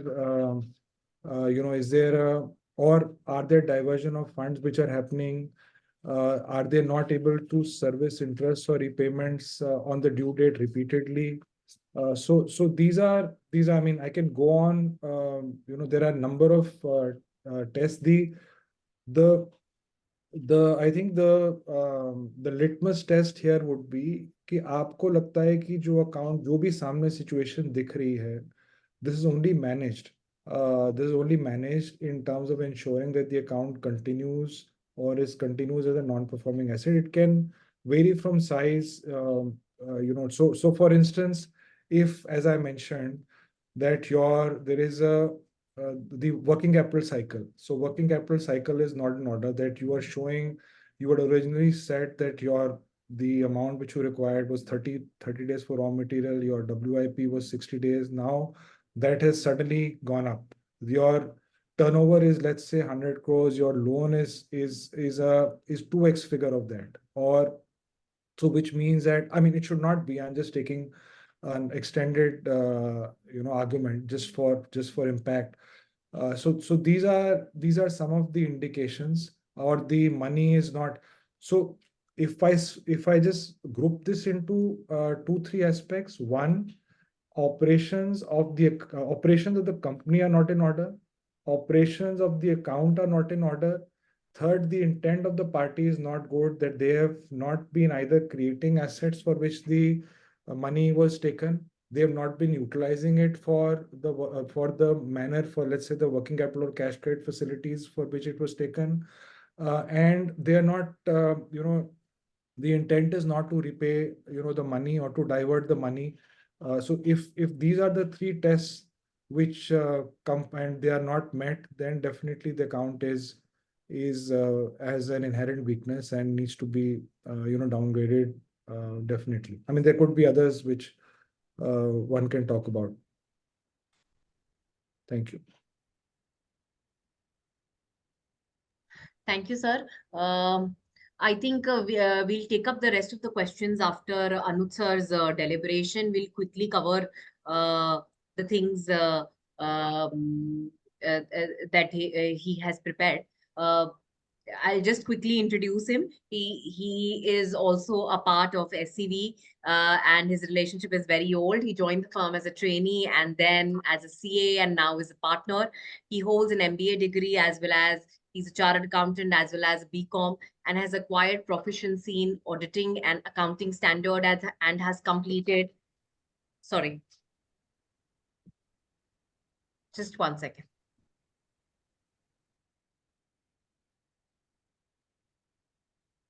Good. Hello, am I audible? Yes, yes. Yes. Okay. And he has completed his general management program for accounting professional from IIM Kolkata. And he has a lot of experience in statutory audits over various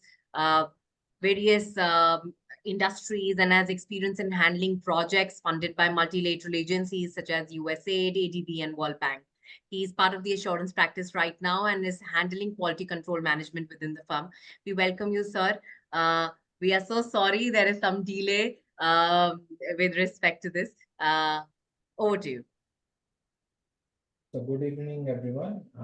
First of all, my sincere gratitude to Khanna sir as well as Sanjay sir for giving me an Anuj, can you be little louder or near the speaker? Is it better now, sir? Yes. Thank you. So once again, good evening to everyone. And first of all, my gratitude to Khanna sir as well as Sanjay sir for giving me an opportunity to speak on this matter. Thanks to the organizers of this session also. So my topic covers for the bank branch audit report. So likewise, every audit report, this is also one amongst that statutory audit report only. It has to be compliant with all the reporting requirements given in standards on auditing.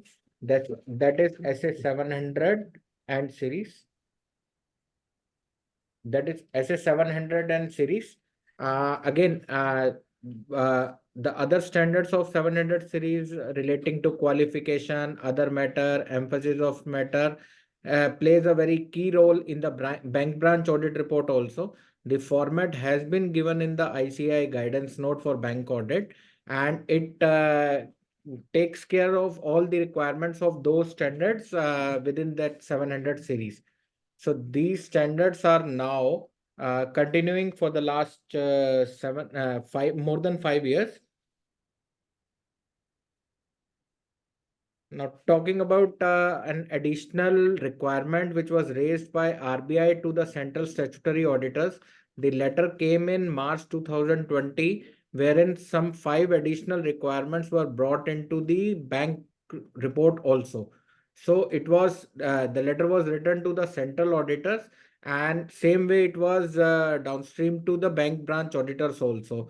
All the clauses were very much similar to the Companies Act section 143 requirement also. And one of those section was to report on the internal financial controls in the public sector bank. So initially this requirement came for 2021 and it was later deferred by another year. It came for March 20, but later it was deferred by 1 year to March 21. So per se, as on today also, there is a letter to SCA only. There are no RBI circulars for that. So this letter is holding true as on date also. And for the internal financial control at a bank branch level, the requirement is very much similar to the corporate law, to the Companies Act requirement, wherein the risk control metrics and SOPs are being developed by the head office with the consultations of central statutory auditors, and its branch level implementation is what is ensured from the branch auditors. So all the branches which are being covered for branch audit may not be covered for IFC reporting also. So whenever you got the appointment letter, you have to confirm whether you are required to make the IFC reporting or not. So design testing, branch auditors has no role in that. Wherever they have a suggestion, they can make a comment in the LFAR, but design testing is restricted to head office team and the central audit team. And per se, a complete study material is being forwarded to the branch auditor for the sample testing and their report thereon. These are few of the areas wherein the IFC testing at a branch level is being done. The recording of loan features into the CBS. So we have seen cases wherein the rate of interest on the sanction letter is X% and what is being fed into the system is Y%. So there is a control laid down by the organization, by the bank, that somebody should be the maker of this entry and somebody should be the checker of this entry. So once you find a deviation, there is a question to the IFC mechanism also. So you can incorporate that in your IFC reporting also. So bank reconciliation, the mechanism may say that it has to be reconciled on a weekly basis or on a fortnightly basis, but whether these are actually being done or not, maybe for inter-office reconciliation, for fixed asset, physical verification, expenses being charged to fixed asset or vice versa. So again, for a voucher testing, for passing a voucher also, there is somebody, a maker in the branch, and there is somebody checker in the branch. So once you find a deviation, it gives a equivalent concern for the IFC mechanism at the branch level also. So you can incorporate that in your IFC. These IFC findings may or may not find a place in your main audit report, but once you find a control gap, it should definitely make a place in your IFC reporting. So ICI also came up with a technical guide on this IFC reporting. And just a second. So this technical guide was brought in by in March 2021, wherein all these things were mentioned, that what all needs to be tested at a branch level and what all needs to be tested at a controlling office level, be it be zonal office or be it be at a head office. So another report which is to be issued along with that is a long form audit report. The format of long form audit report was also revised in 2020. Earlier, it was continuing for the last 20 plus years. And in year 2020, the same has been amended to a new format. Now we are into that fourth year. Now it is no longer a new format, but this is structured like this, that we have to report on the asset, we have to report on the liabilities. This LFAR is something over and above your statutory audit report and IFC report. It is more of a internal control report only, wherein those observations which might not be finding a place in the main audit report, you can always incorporate them into the relevant section of long form audit report. Like if we talk about advances, there are so many observations each of the branch auditors have, may not be technically qualified into the NPA criteria of RBI norms, but these weaknesses you want to bring to the notice of your maybe bank's higher management or your central audit team. So LFAR is the best place for that. Similarly, there is a RBI prescribed questionnaire for other assets also, and for cash and bank balances also, for deposits also. There are P&L items in the branch financials. So again, LFAR has laid down a questionnaire for each of these components, which needs to be addressed specifically by the branch auditors. So let me tell you that RBI SSM we have been discussing, or RBI SSM has been discussing with the central audit team, that what is the criteria you are opting for auditing a particular branch, maybe sample selection, or maybe areas other than advances. What are your key coverages of other assets, and contingent liabilities also, the items of the P&L also. So same way, the expectation is that we our file should be having a proper control mechanism, that how have we attended to and how have we responded to these questionnaires.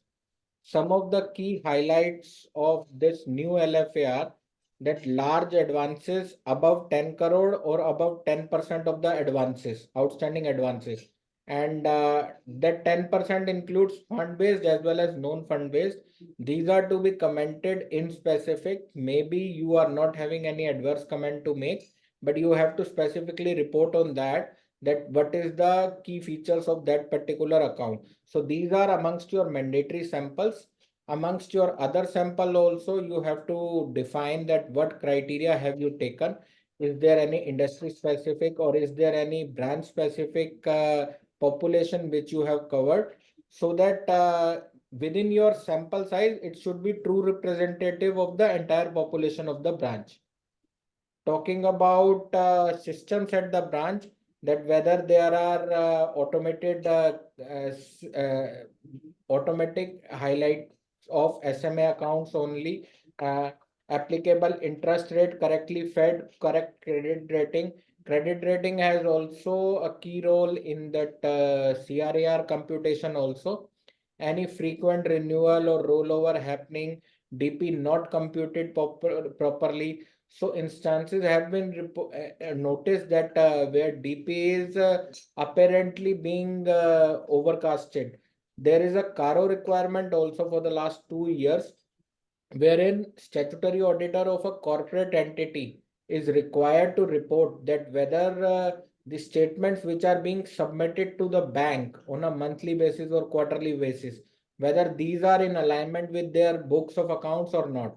So you all must have experienced that information furnished to bank for this quarterly MIS is far beyond their actual books of accounts. So in practical sense, we call it as a DP normalization. So every year, March, we have a audited number which are much more confident to be relied upon. So what is happening between 2 March can be normalized, that what all are the debtor creditor level at each March end, and what all are the level which are happening in between the years. So again, there is guidelines to KYC compliances also, that anti-money laundering also. There is a specific question here. There is a guidance of the institute on that new LFAR also. You can refer to that also. So again, the possible answers have also been captured in that ICI guidance note, and you can fill in your LFAR accordingly. So there have been recent highlights by the RBI in their recent meetings, that LFAR should be adequately answered. A yes or no or a one-word answer is not expected by them, and you can write an elaborative answer, whatever you have actually observed on the ground.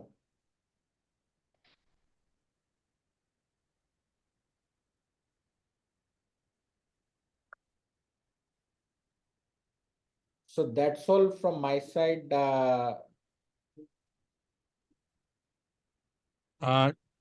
Khanna sir, Yes, sir. Khanna sir, आपके कोई comment हो overall before Neha takes the final question answers? I'll try and be as brief as possible. You see, No, sir, you take your time now. What is there? let me put it this way. So far as the long form audit report is concerned, I would like to draw the attention of the participants to the audit program, section D.L, which tabulates the questionnaires and the responses thereto at length. So it'll be very easy for them to complete the LFAR based on the work that they've done. But let me be very clear on one matter. The mistake which the auditors make is this. At the instance of the branch management, they try and put in the qualifications which are covered by the statutory responsibilities into the LFAR, which is not correct. The right thing is they should consider the qualifications which are the subject matter of their statutory responsibilities into the main report and elaborate that into the long form audit report. In other words, LFAR is not a substitute for the main report. We must understand LFAR is to elaborate the qualifications in the main or short report and give the recommendations as to the system and compliance thereof in the long form audit report. And if they give any qualifications in the LFAR, they must bring out that qualification in the main report. That means the source of this information is the main report and not the LFAR. I might venture to add, and this is my own personal view, I think the institute, while drafting the dishing out the guidance note on audit of banks, has taken LFAR as the base, which I think is not appropriate. The real thing is, what should the auditor do in the main audit? And arising from that, if there are any matters to be considered in the LFAR, that needs to be done. One issue which must confront every auditor is that of the reporting on the ATM balances. Let me tell you, the ATMs which are attached to the branches, there are scrolls available from the ATM, and they must ask for the scrolls for the 31st of March. The 31st of March scroll will never be equal to the book balance as per the books of the branch, and they must report it. What is the difference? The difference can be twofold. One is that the figure of the ATM, it will always be a round figure equal to the denomination of the least size of the currency notes that are stuffed into it. For example, if you have stuffed 500 rupee notes, or then your denomination is 500 as the least, then the balance of the ATM has to be in a round figure of 500. If it is 100 rupee notes or 200 rupee notes, it will correspond to the least of the denominations in a round figure. There never will be any pesas. Now, if you look into the book balances of the ATMs of the branch concerned, you will find there are rupees and pesas also. The figures are odd. So you should question the branch as to why are there odd figures. Obviously, there are wrong entries passed by them in the books of accounts, which show an ATM balance which is a very odd figure. Okay. The real reason, I can tell you the real reason. One is there are mistakes. If you rectify those mistakes, the ATM balances per books will be in rounded figures. And what happens is that the books of the bank and branch are closed at a certain time at the end of the year. So the time of closing may be 5 o'clock, 6 o'clock, 7 o'clock, or 3 o'clock, or whatever the branch is. Thereafter, the ATMs are still operated. The ATMs are still operated by various people on behalf of the, on account of a card that belongs to the bank, or any other bank card can also be used.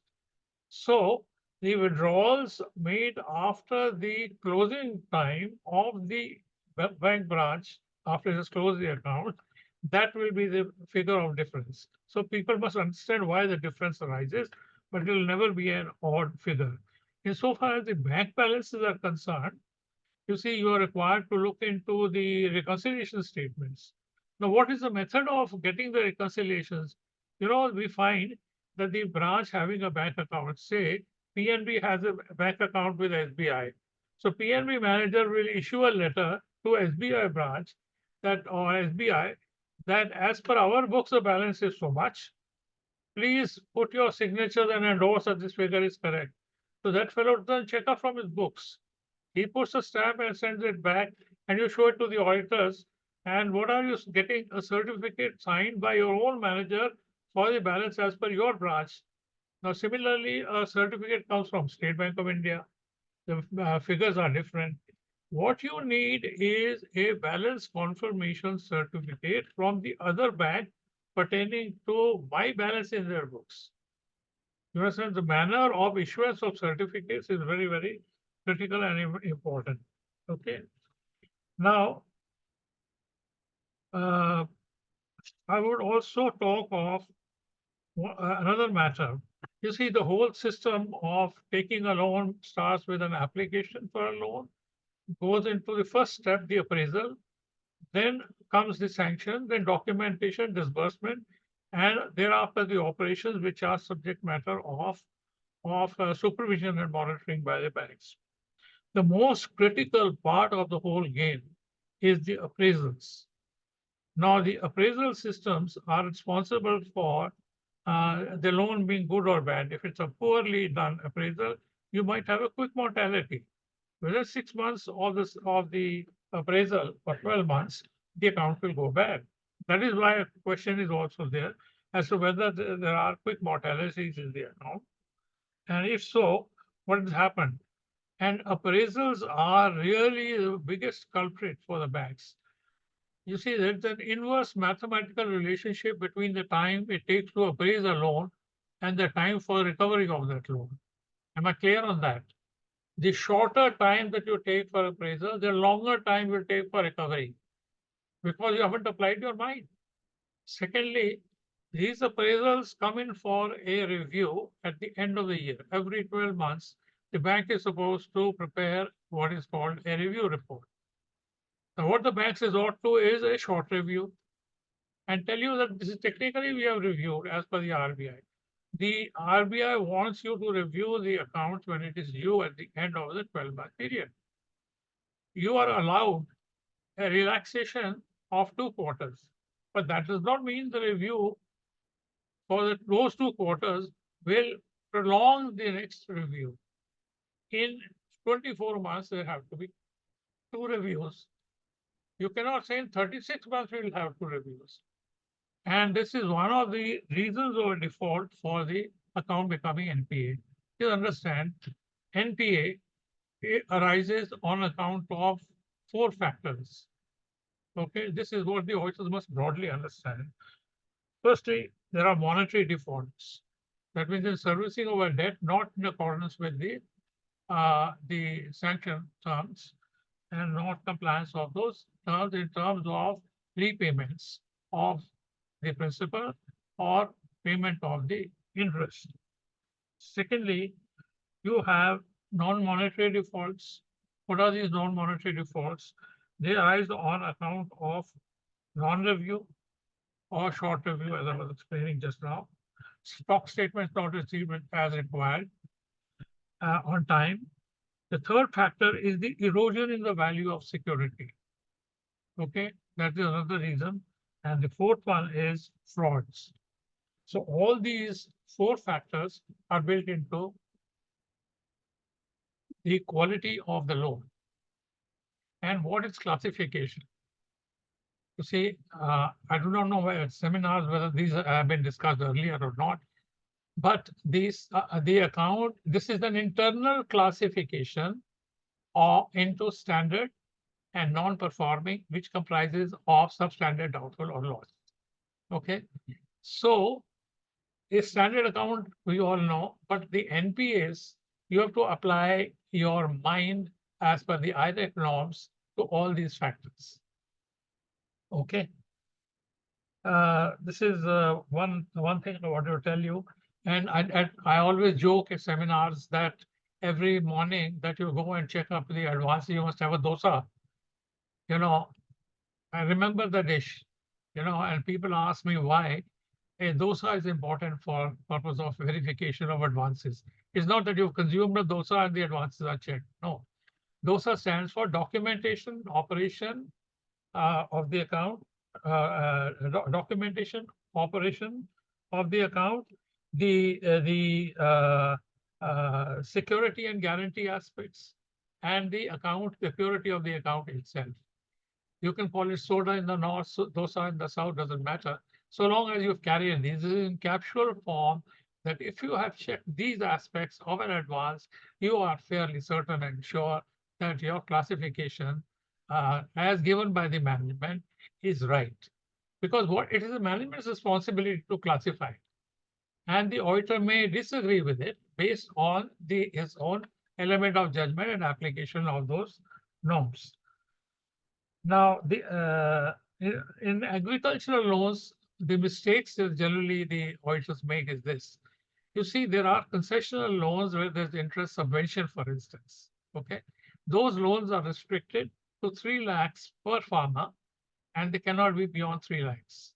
There is a concessional rate, and the bank receives a subsidy or a compensation from the government for the loss of interest. Okay, now you have the same customer, because there's only one customer for the bank having one customer number, and he may be asking for 5 lakhs, 6 lakhs, 10 lakhs of a loan, of which he wants to take advantage of the interest subvention. So they will split his loan into a 3 lakh figure in one account and 7 lakhs in another account. But how can the account number change? Now, when the account number is not changed, in some of the banks like Bank of India, they give it an account number, say 5800A and 5800B. Okay, the account number remains the same, but it's split into A and B. The issue is, how is this concessional loan, which is supposed to be repaid over a period of time as stipulated, how does it work? When you are receiving money, to which account will you credit? Will you credit to 3 lakhs or will you credit to the 7 lakhs? Because there's an interest differential. Bank doesn't lose any money. So and then what happens really, the security aspect, this is what is more important to me. The security given by the customer is applied equally to the 3 lakhs and equally to the 7 lakhs. So a 1 crore of security for a 10 lakh loan, which is split into 2, becomes 2 crores of security given for 3 lakh loan and given for the 7 lakh loan. So I think we should be very clear on this. And the other thing is that these loans are actually rolled over towards the year end by many of the banks. Instead of getting 3 lakhs cash, the money to as a return of the loan, they show an adjustment. Receive 3 lakhs same day and disburse 3 lakhs the same day. So these are book entries, okay, not matched by cash inward flows. So they should look into and review the cash book for this purpose. One more error that is generally noticed is the concept of interest accrued and due, and of interest accrued but not due. This is not really taken care of at the time of finalization of the account by the bank branches. Let me put it this way. Interest and accrued and due on deposits, for instance, is to be added to deposits. It is to be shown under that head is club. But interest accrued but not due should go to other liabilities on the deposits. So also for the advances. In advances, what many banks do is, well before the month is out, 3-4 days before that, they will debit the interest for the month of March. So what happens to the difference of those 4 or 5 days? That is not recorded. I think that needs to be looked into. On drawing power, there are several mistakes noticed by the branch auditors. And in the audit program, there's a methodology given in one of the sections that needs to be referred into. Selection of advances is an important aspect. And there is a separate section at 2 places in the audit program. You must write to the bank and get the advances covered by those because 90% of your problems with regard to selection of accounts will be done. Frequent upgradations of accounts. Okay, please see that the RBI wants all the default to be over and completed and remedied, okay, before you upgrade the account. You cannot partially improve, recoup the money or partially remedy a default and upgrade the account. So that's very, very important. The order of appropriation in accounts which are NPAs is very, very critical. While the RBI says follow a consistent method of accounting with regard to appropriation in such cases where there are no instructions of the borrower. The correct order of appropriation is charges, unapplied interest, applied interest, and then the principal. That should be the order, because according to AS 13, what have you done?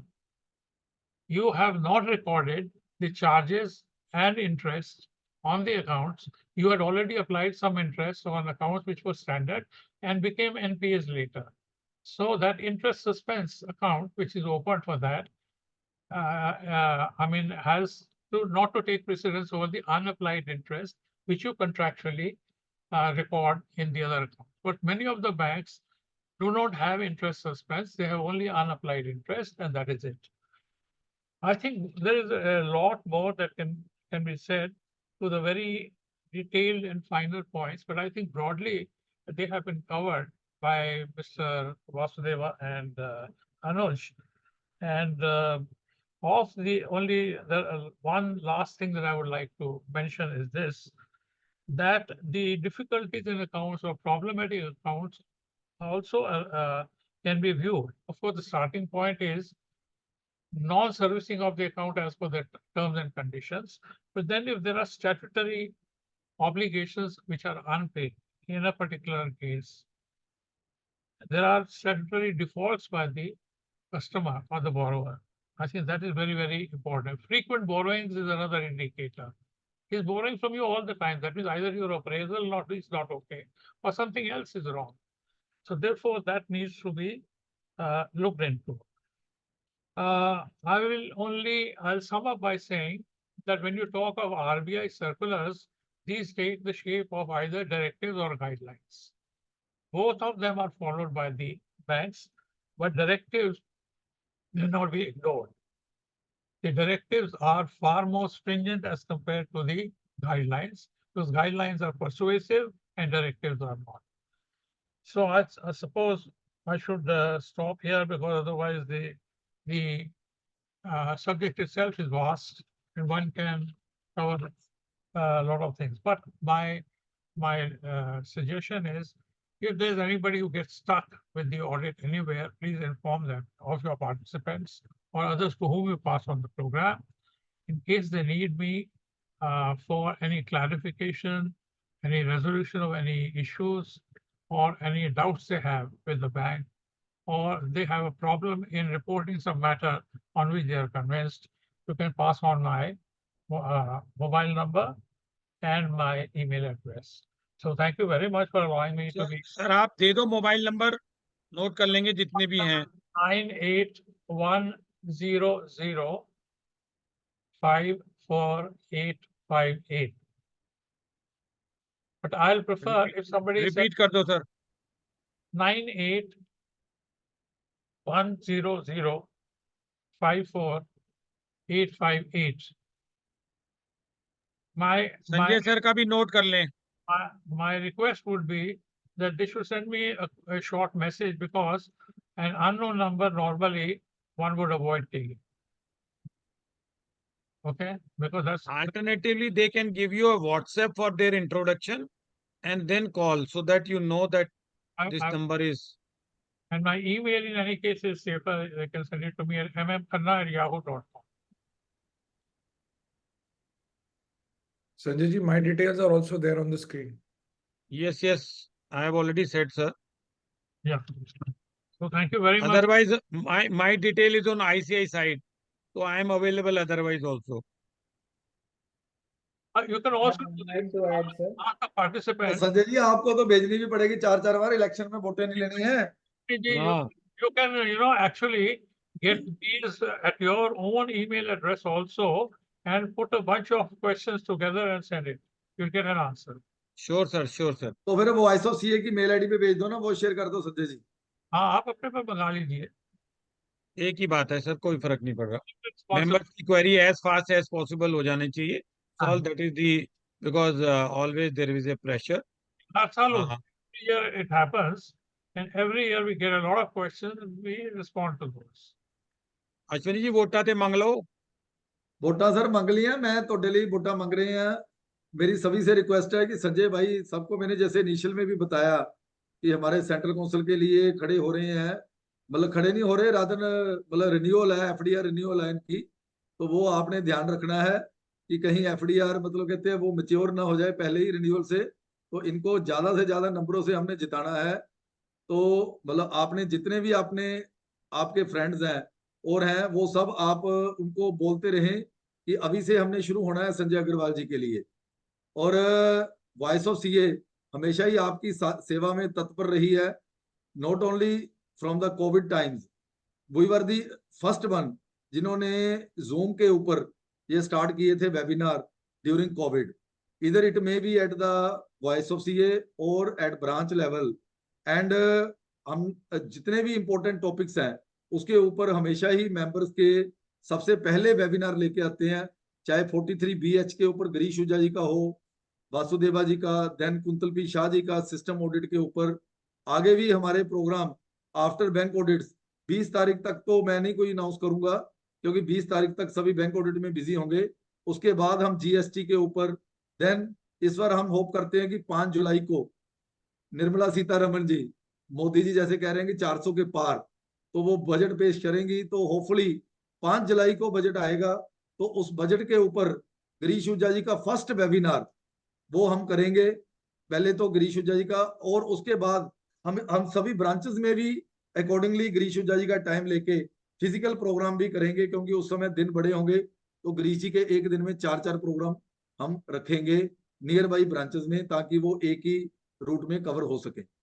तो संजय जी का हमने ध्यान रखना है बहुत ज्यादा, क्योंकि इस बार हमारे रीजन से ही बीपी है, तो वाइस प्रेसिडेंट को लोगों का अट्रैक्शन रहता है। तो इस चक्कर में ये ना हो कि बच्चा रुल जाए, तो संजय जी का भी ध्यान रखना है कि नंदा जी ने तो निकलना ही है, तो ये भी ना कहीं फंस जाए।